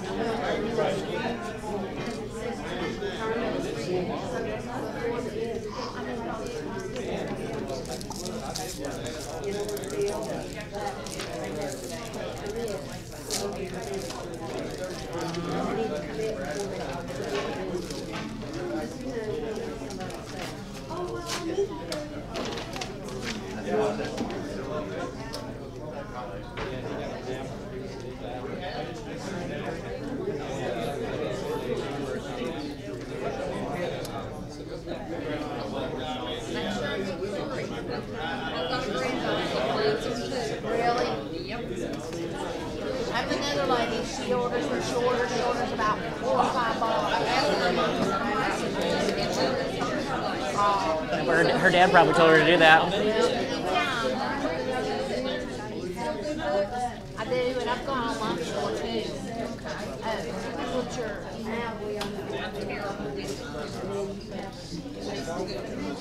Try it. Yep.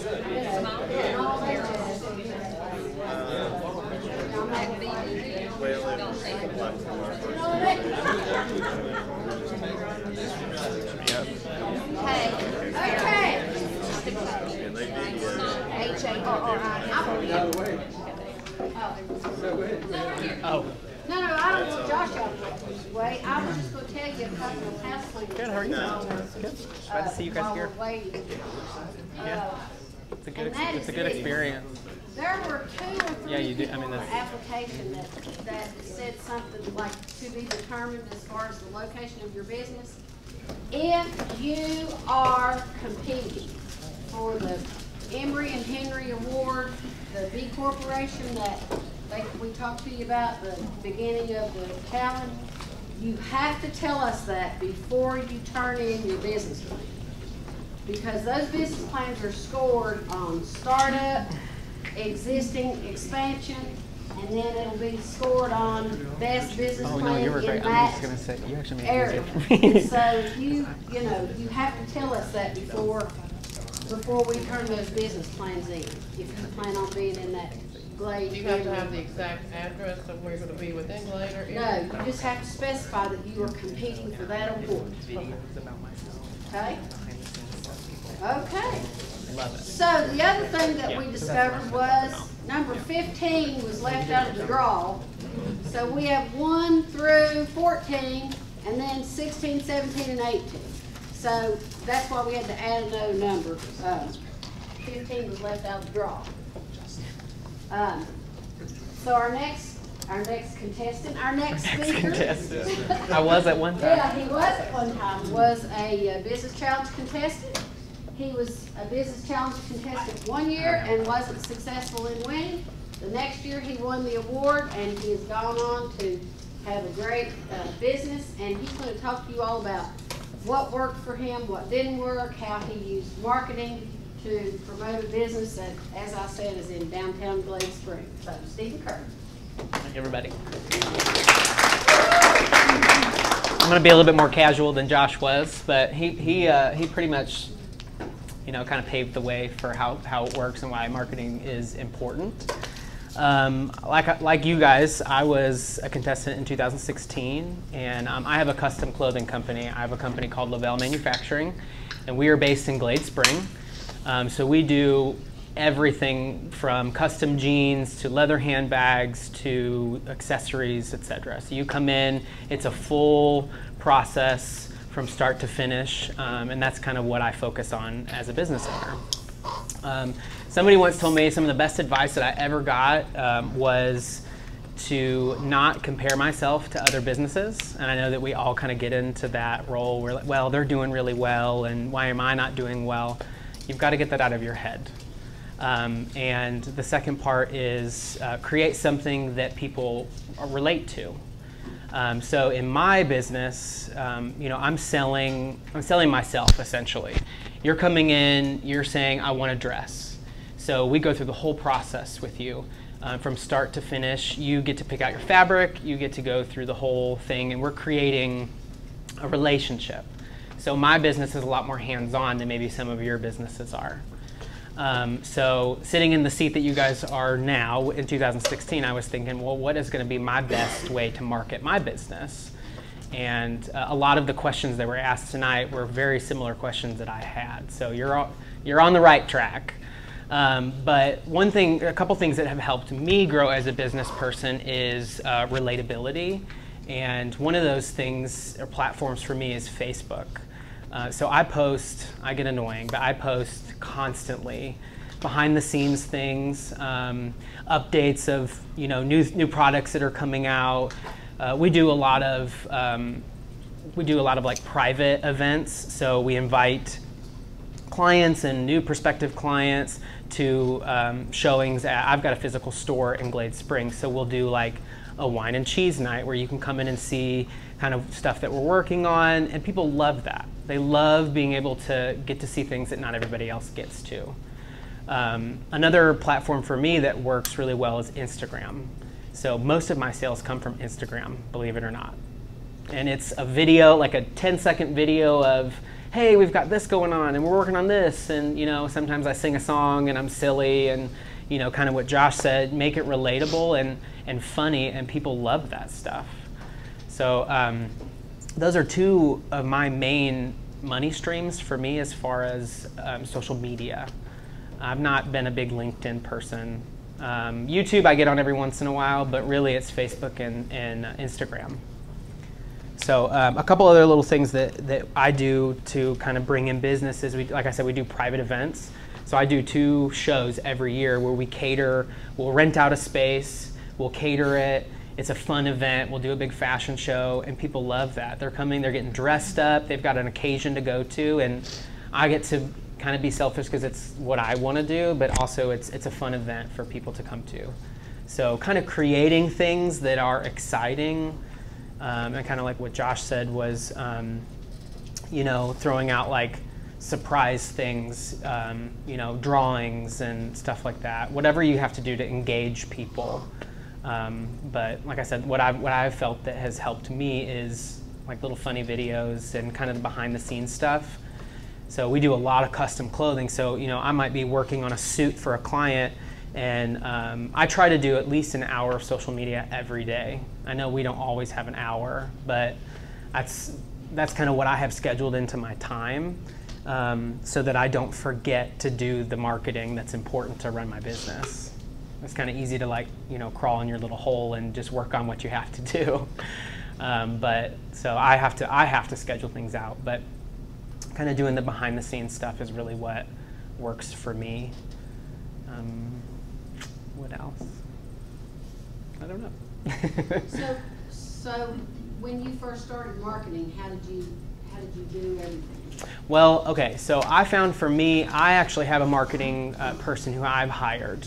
It may work for some of you, it may not. I needed it because I was new to this area. I moved here 5 years ago from Chicago. So, you know, going from a big city to a small town, I didn't really know anybody. So I kept hearing from Kathy and a couple of the people that word of mouth was the biggest thing, and kind of networking through your peers and your community. And that is absolutely true.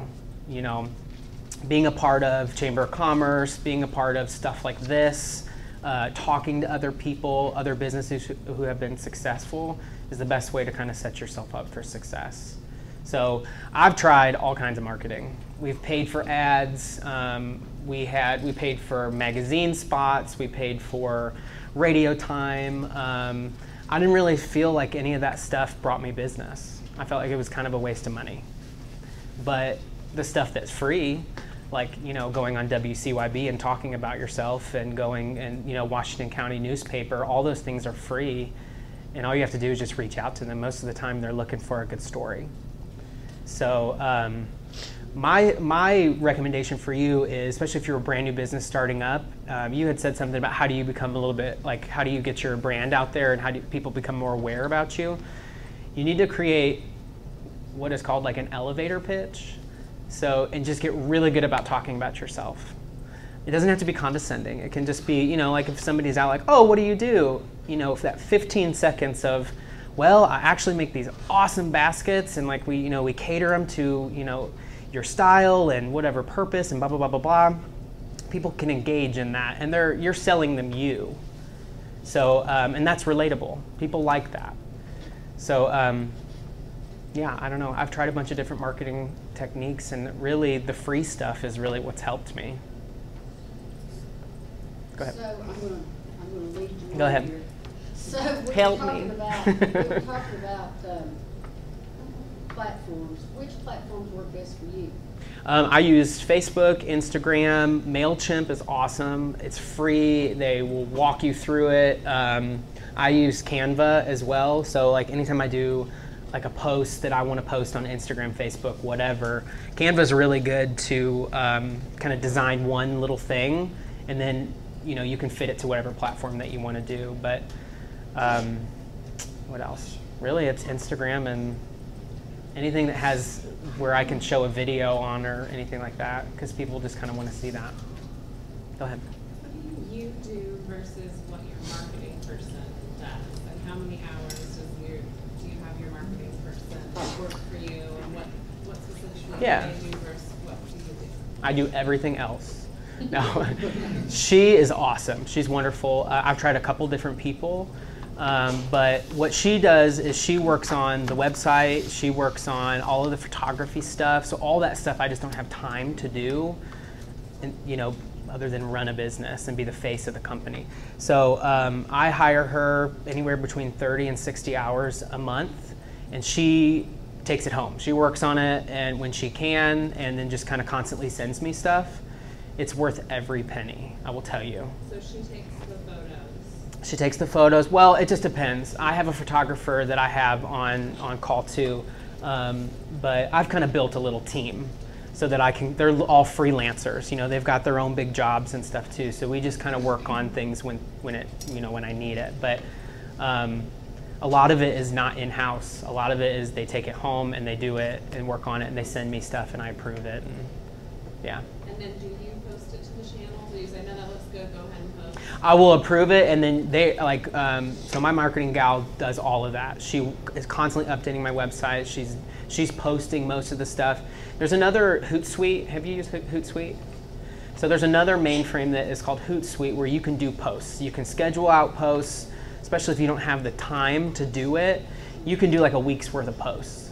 So you upload 7 or 8 photos, and you can do it all at one time, maybe take a couple hours and do it, and then you can say, on Monday I want this to come out at 2 o'clock. On Tuesday I want this to come out at 4 o'clock. Like, you can schedule, and I think it's free.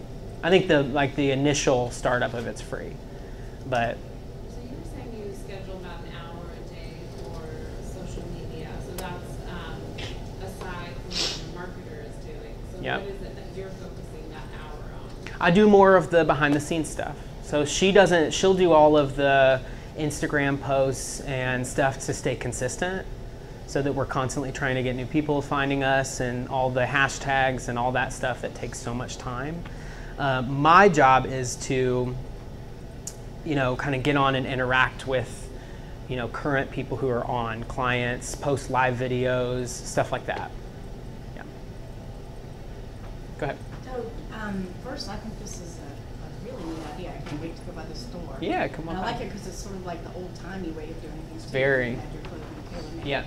So, two things that occurred to me are, how did you decide who your market segment was going to be before you opened? Okay. And who would be interested in this? And then, how did you go about, like, uniquely branding yourself, saying, this is why you should come to me and not go to Belk's? Right. Hey, there's nothing wrong with Belk, especially if they've got like if they've got a $200 suit, get it. Well, so like I said, somebody told me years ago that the most important thing about my business is what sets me apart, and creating a story. So Lavelle Manufacturing is actually named after my grandmother. My grandmother is Eva Lavelle. And so as a 2- and 3-year-old kid, I would sew with her, and summers I would spend with my family, spend with my grandmother. And long story short, I went through a medical program and decided that that's not what I wanted to do. And she was kind of vocal about like, well, you like doing this, so why don't you maybe look into that? So she passed away in 2009, and then in 2014 we launched Lavelle, and that was like my way of giving back to her for everything she gave to me. So I really focused on, what does that story mean? How can people relate to that? And I think you can relate to it in many different ways, but I know we all have that grandparent or that aunt or somebody who was really influential, who kind of showed us the way. And so that's really how I started branding myself, was A, being relatable, and and B, who doesn't like a pair of clothing or a pair of jeans that fits them the right way? So a lot of my business is selling myself. You come in, it's a one-on-one, and a lot of people have body issues and don't want to, they're afraid to, be honest and open about things. Well, part of my company is kind of swiping that away and really finding something that fits you the right way, and kind of teaching you why this fits this way and why it costs this to do this. So. See, you could have like a little TV show or something on, like, kind of like the. I need 2 of me. I need another person. Yeah. Like, before and after. Yeah. Stephen, we had a number of folks that mentioned, I know Paul did at the beginning, that the advertisers come out of the woodwork. How they find you, I don't know. But how do you handle and make decisions on, is this something what's the that I best? wanna do? I think a lot of it is trial and error. I mean, I've done the magazine art where I paid $600 to have something in a magazine, and I kicked myself. But I don't know. I mean, well, especially if you start going on like TV and newspapers and stuff, I think that's how they kind of figure it. That's kind of like the database that they're pulling from. Like, oh, this is a small business. And a lot of the times they're reaching out to you not even knowing what your business is about. But I think the most important thing is to, A, stay within your means. You don't want to spend a lot of money on marketing if you don't know if it's going to work. So maybe asking around. I asked a lot of different businesses who were successful with marketing, and a lot of people said social media. So I tried a couple things, but really WCYB, I've had more people come to me just because I was on a 2-minute segment on WCYB, and that's free, Yeah, If you can get it, yeah. I mean, I've called them 5 or 6 times, not even in return. I'll give you an email address for Joey. They have on their website, they have a form that you They can do, fill out for yeah. this. Now, if you're trying to sell your business, they're not. Yeah, they don't. keen on that. Yeah. But if you're supporting like a charitable, like the Boy Scouts or something. Yeah. Great. Or if you have an event coming up or something like that. Like, okay, so another part of my business, we do a lot of trade shows. So, as a clothing company, I'm constantly trying to get out there. We manufacture, it's kind of complicated, but So, you know, we want to get into stores. We want to get on these bigger markets to get out to different networks. So I do a lot of trade shows. And there's one specifically in this area that might not fit most of what you guys are doing, but Mistletoe Market. Have you guys ever been to that? It's awesome. It's, you know, it's inexpensive. And I go on every single season. I go on WCYB the week before and I say, hey, I just promote Mistletoe Market, or I, you know, promote whatever's coming up, and people come to that. You know, they watch it at noon. Being an expert at something helps, you know, you may not ever mention your role directly, but advocating for something, for promoting an industry, that raises your brand with helping the industry as a whole. So anytime you can get in front of folks in that type of role, it's very beneficial. And I think too, knowing your demographics of your Absolutely. audience. I mean, like the Damascus Old Mill. I mean, the key demographic there are older people, you know, people over 60 that are local, right? The local people, and we advertise every single week in the Bristol Herald Courier because they read that. Yeah, 200,000 people read that. Yeah. You know, like it's. But that's the demographics. Right. I mean, that's for the right. Right. And for mine, that might be the hardest thing, is kind of figuring out what your demographic is. You know, that's kind of a scare. You don't want to limit yourself, but it is a good way to kind of start working in one area, and then you can branch into other things. So I didn't just start. We've got 4 different product lines. So I didn't just start like, everybody's my demographic. That'd be great, but it's just not how it works. So I focused on people who can spend money on clothing. And young people love clothing, but they can't afford it, including myself. But, you know, so that was my demographic. So who is going to buy a $200 pair of jeans? Probably not a 25-year-old, not most 25-year-olds.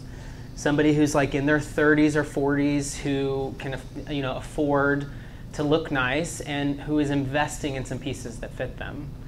So that's kind of where I started. And then I started creating other product lines that brought the 20-something years. You know, we've got accessories that are $40, you know, like, you know, handmade necklaces and jewelry. We just started doing shoes and scarves, you know, and so those are all different price points. So I've built my demographic, but I've started with one. I started with a focus. You were talking about your team that you've kind of put together, your marketing person and your I've got a photographer, yep. Yeah, so you've got some freelancers. Yeah. How did you identify those? I mean, how did you find those folks? And do you have like a mentor? I have been mentored by many, many people. I am a question asker. So, you know, I've done internships with different people and just really kind of tried to get around people who are doing it well. But I built a team through word of mouth.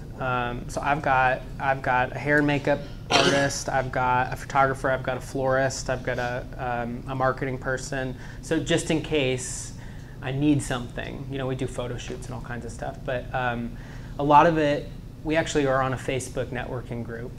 And I met a bunch of people, kind of like how you said, you went to like an event, and then we kind of branched off and created our own.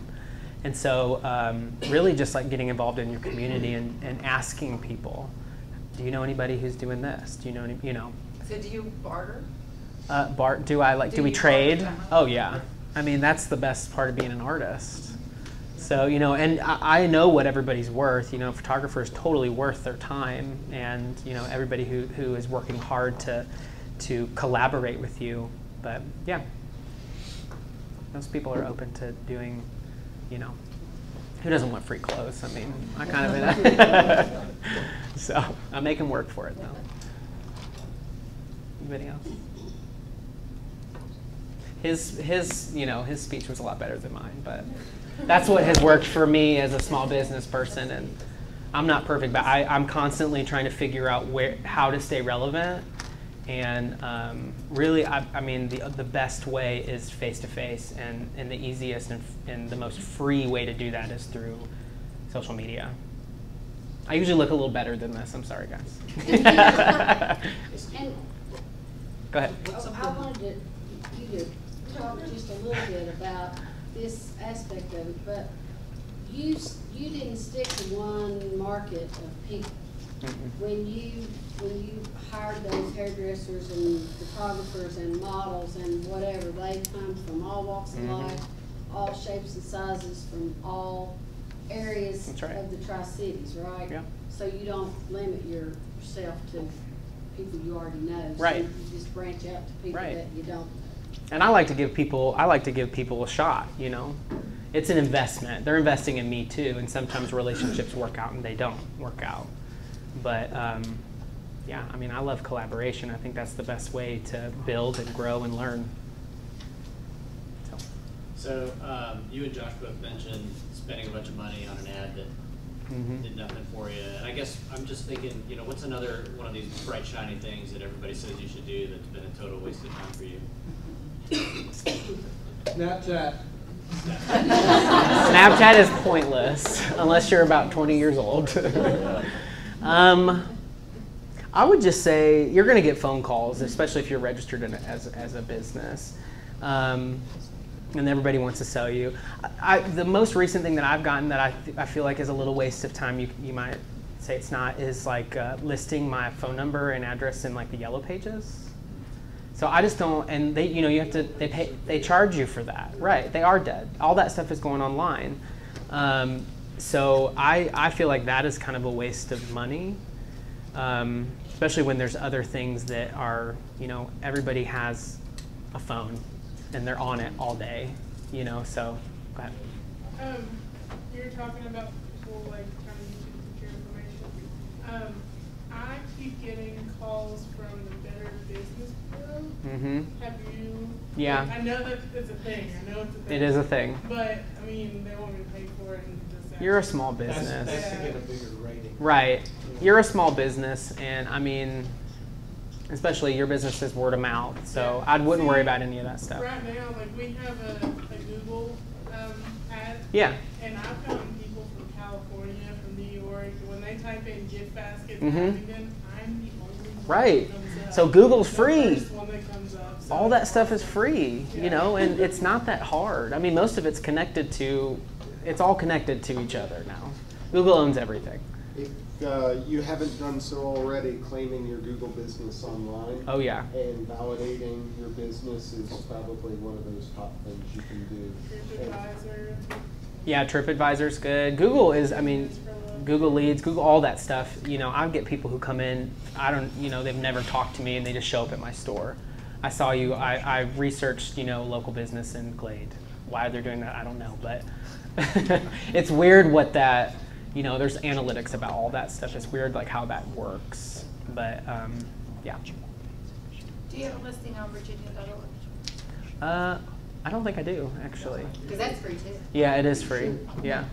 This right here, what you're doing, is the best thing that you could be doing as a small business. This is free, and the new knowledges, those are, I mean, that you can't even pay for.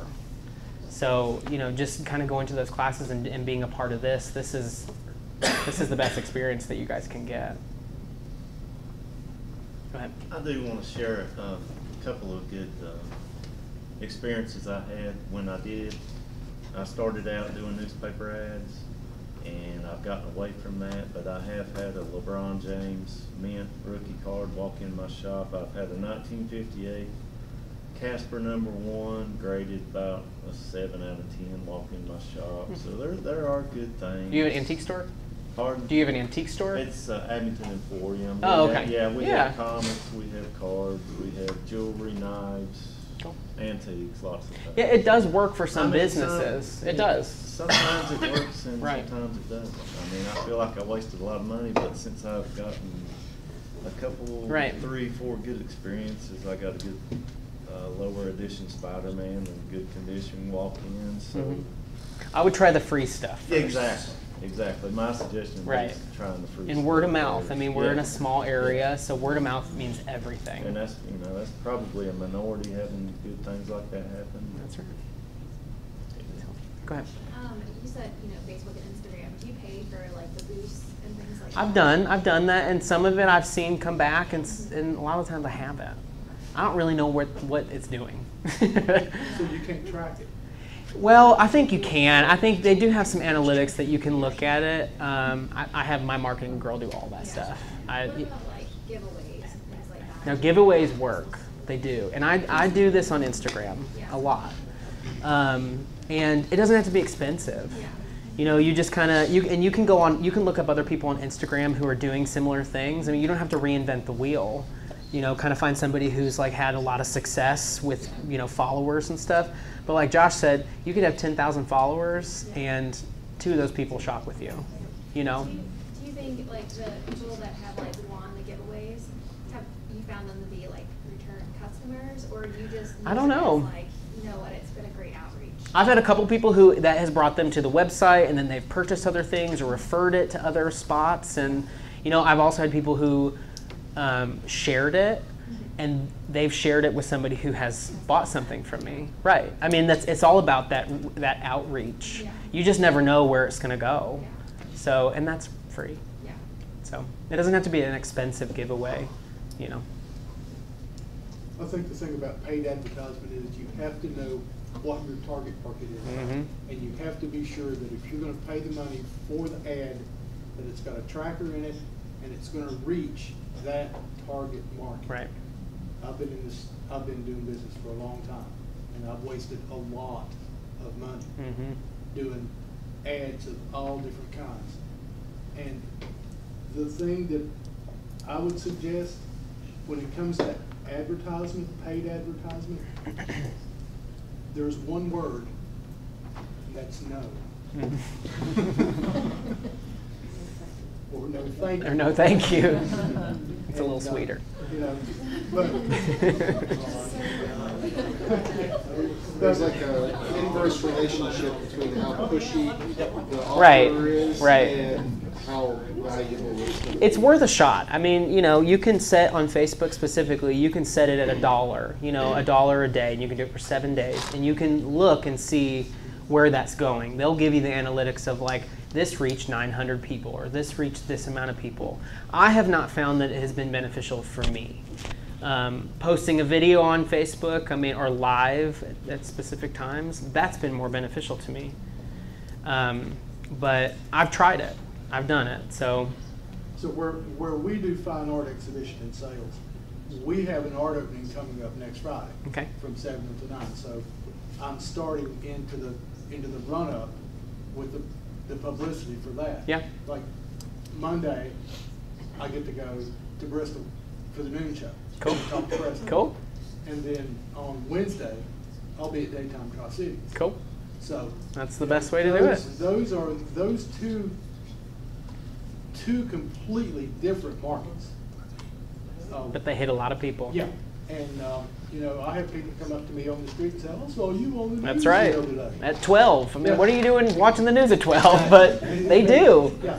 And but yeah. You know, that's and we'll be using the Facebook and If you can live post. I know not everybody likes to be, you know, the camera on them, but people love that. Like, especially at this art event.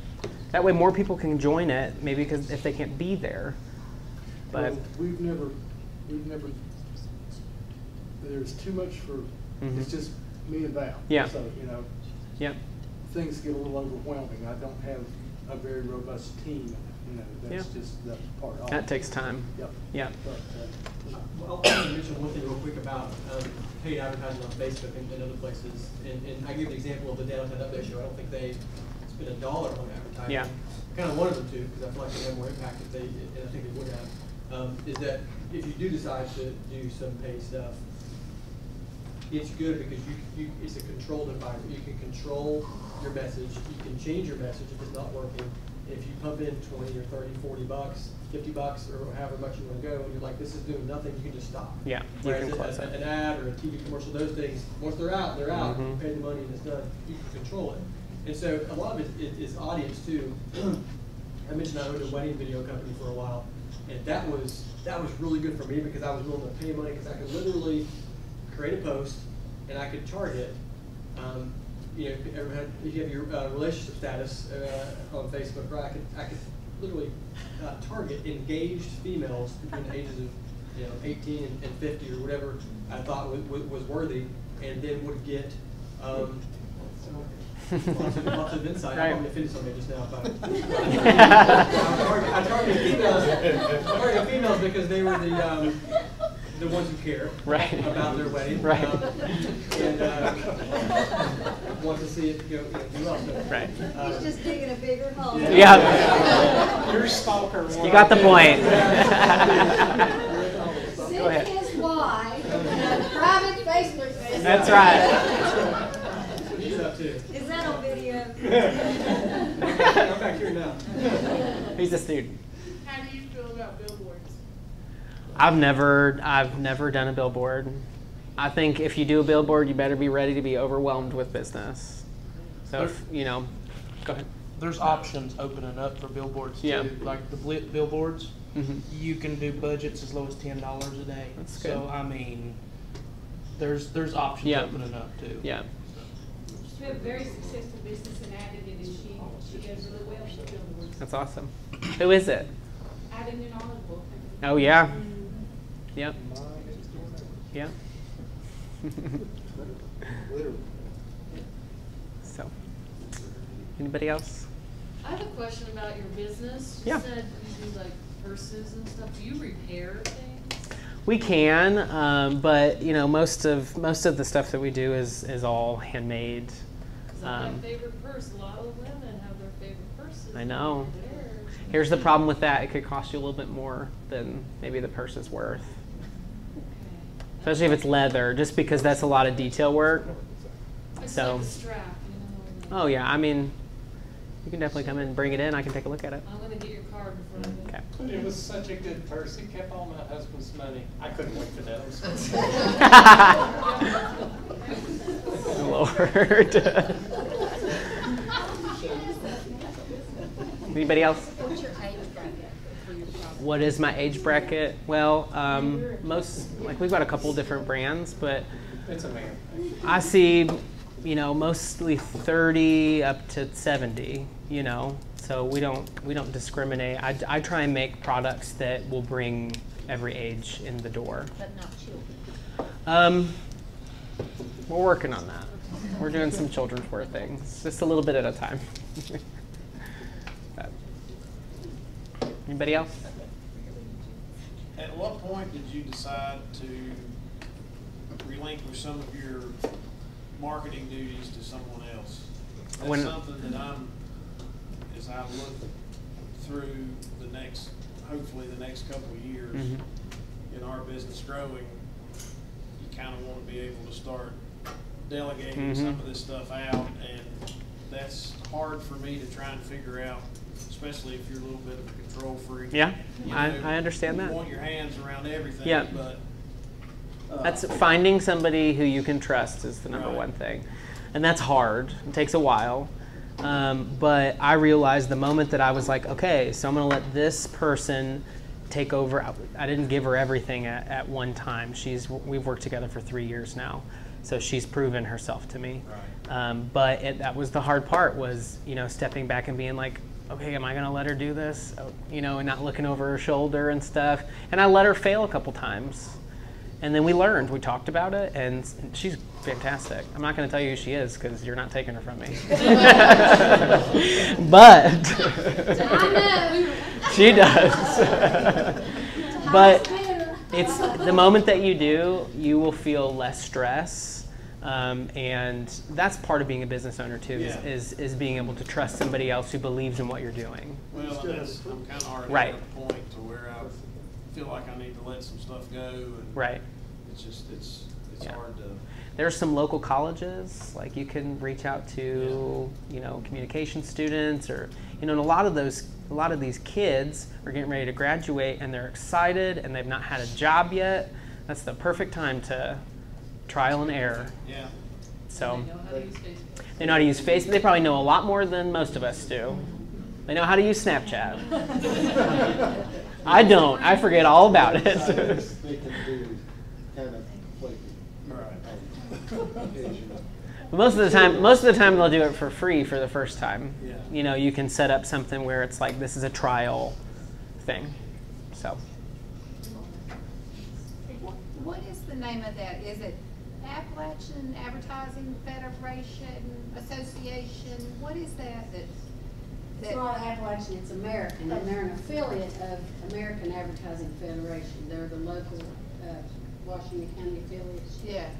But there's a lot of good resources there. I mean, these are advertising and marketing professionals that can be some people that you might tap into for freelance work. Absolutely. I can't think of what the I American. actually went to they had a little meeting, maybe last week or a little bit before.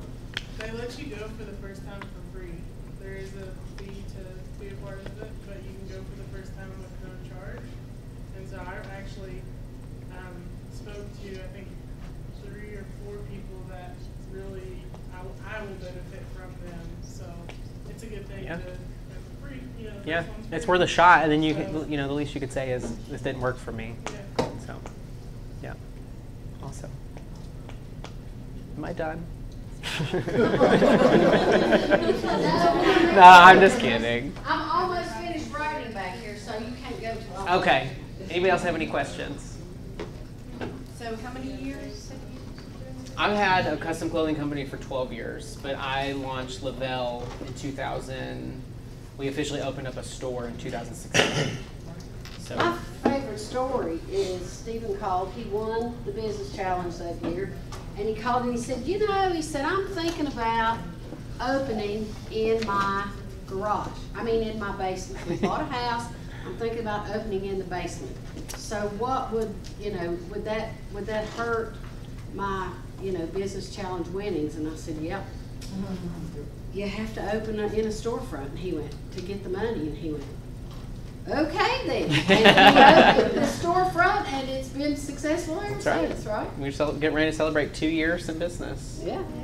So, yeah, it's exciting. One step at a time. So I've been working on my dream for almost 12 years. So, and I you know, I'm not from this area. I'm originally from the Midwest, and I moved here with my then partner from Chicago 5 years ago, and was like, what am I going to do? Am I going to have to do upholstery, or, you know, what are people going to pay for in this area? So my first client, I did a reupholstered an ottoman, all in silk. It was beautiful, and I was like, I hate this. This is so much work. And word of mouth, I'm telling you, she spread it around, and, you know, I've had business since 2014 here. So, and this was a huge help too. You know, learning how to run my business and the importance of. I mean, I'm glad that Kathy told me that it wasn't going to work, because I had to find another way to make it work, and it happened. You know, you just believe in yourself and find people that believe in you too, and you can do anything. You're welcome. We believe in everybody here. That's right. Hey, good luck, all of you. So, Sandy, will you reiterate what next week is going to be? Next week is we have representatives from a variety of financial lenders here in Southwest Virginia, and this is your opportunity to ask questions about, you know, how you finance, what they're going to share a little bit about what they do, but it's another one of those opportunities like we did a couple of weeks ago.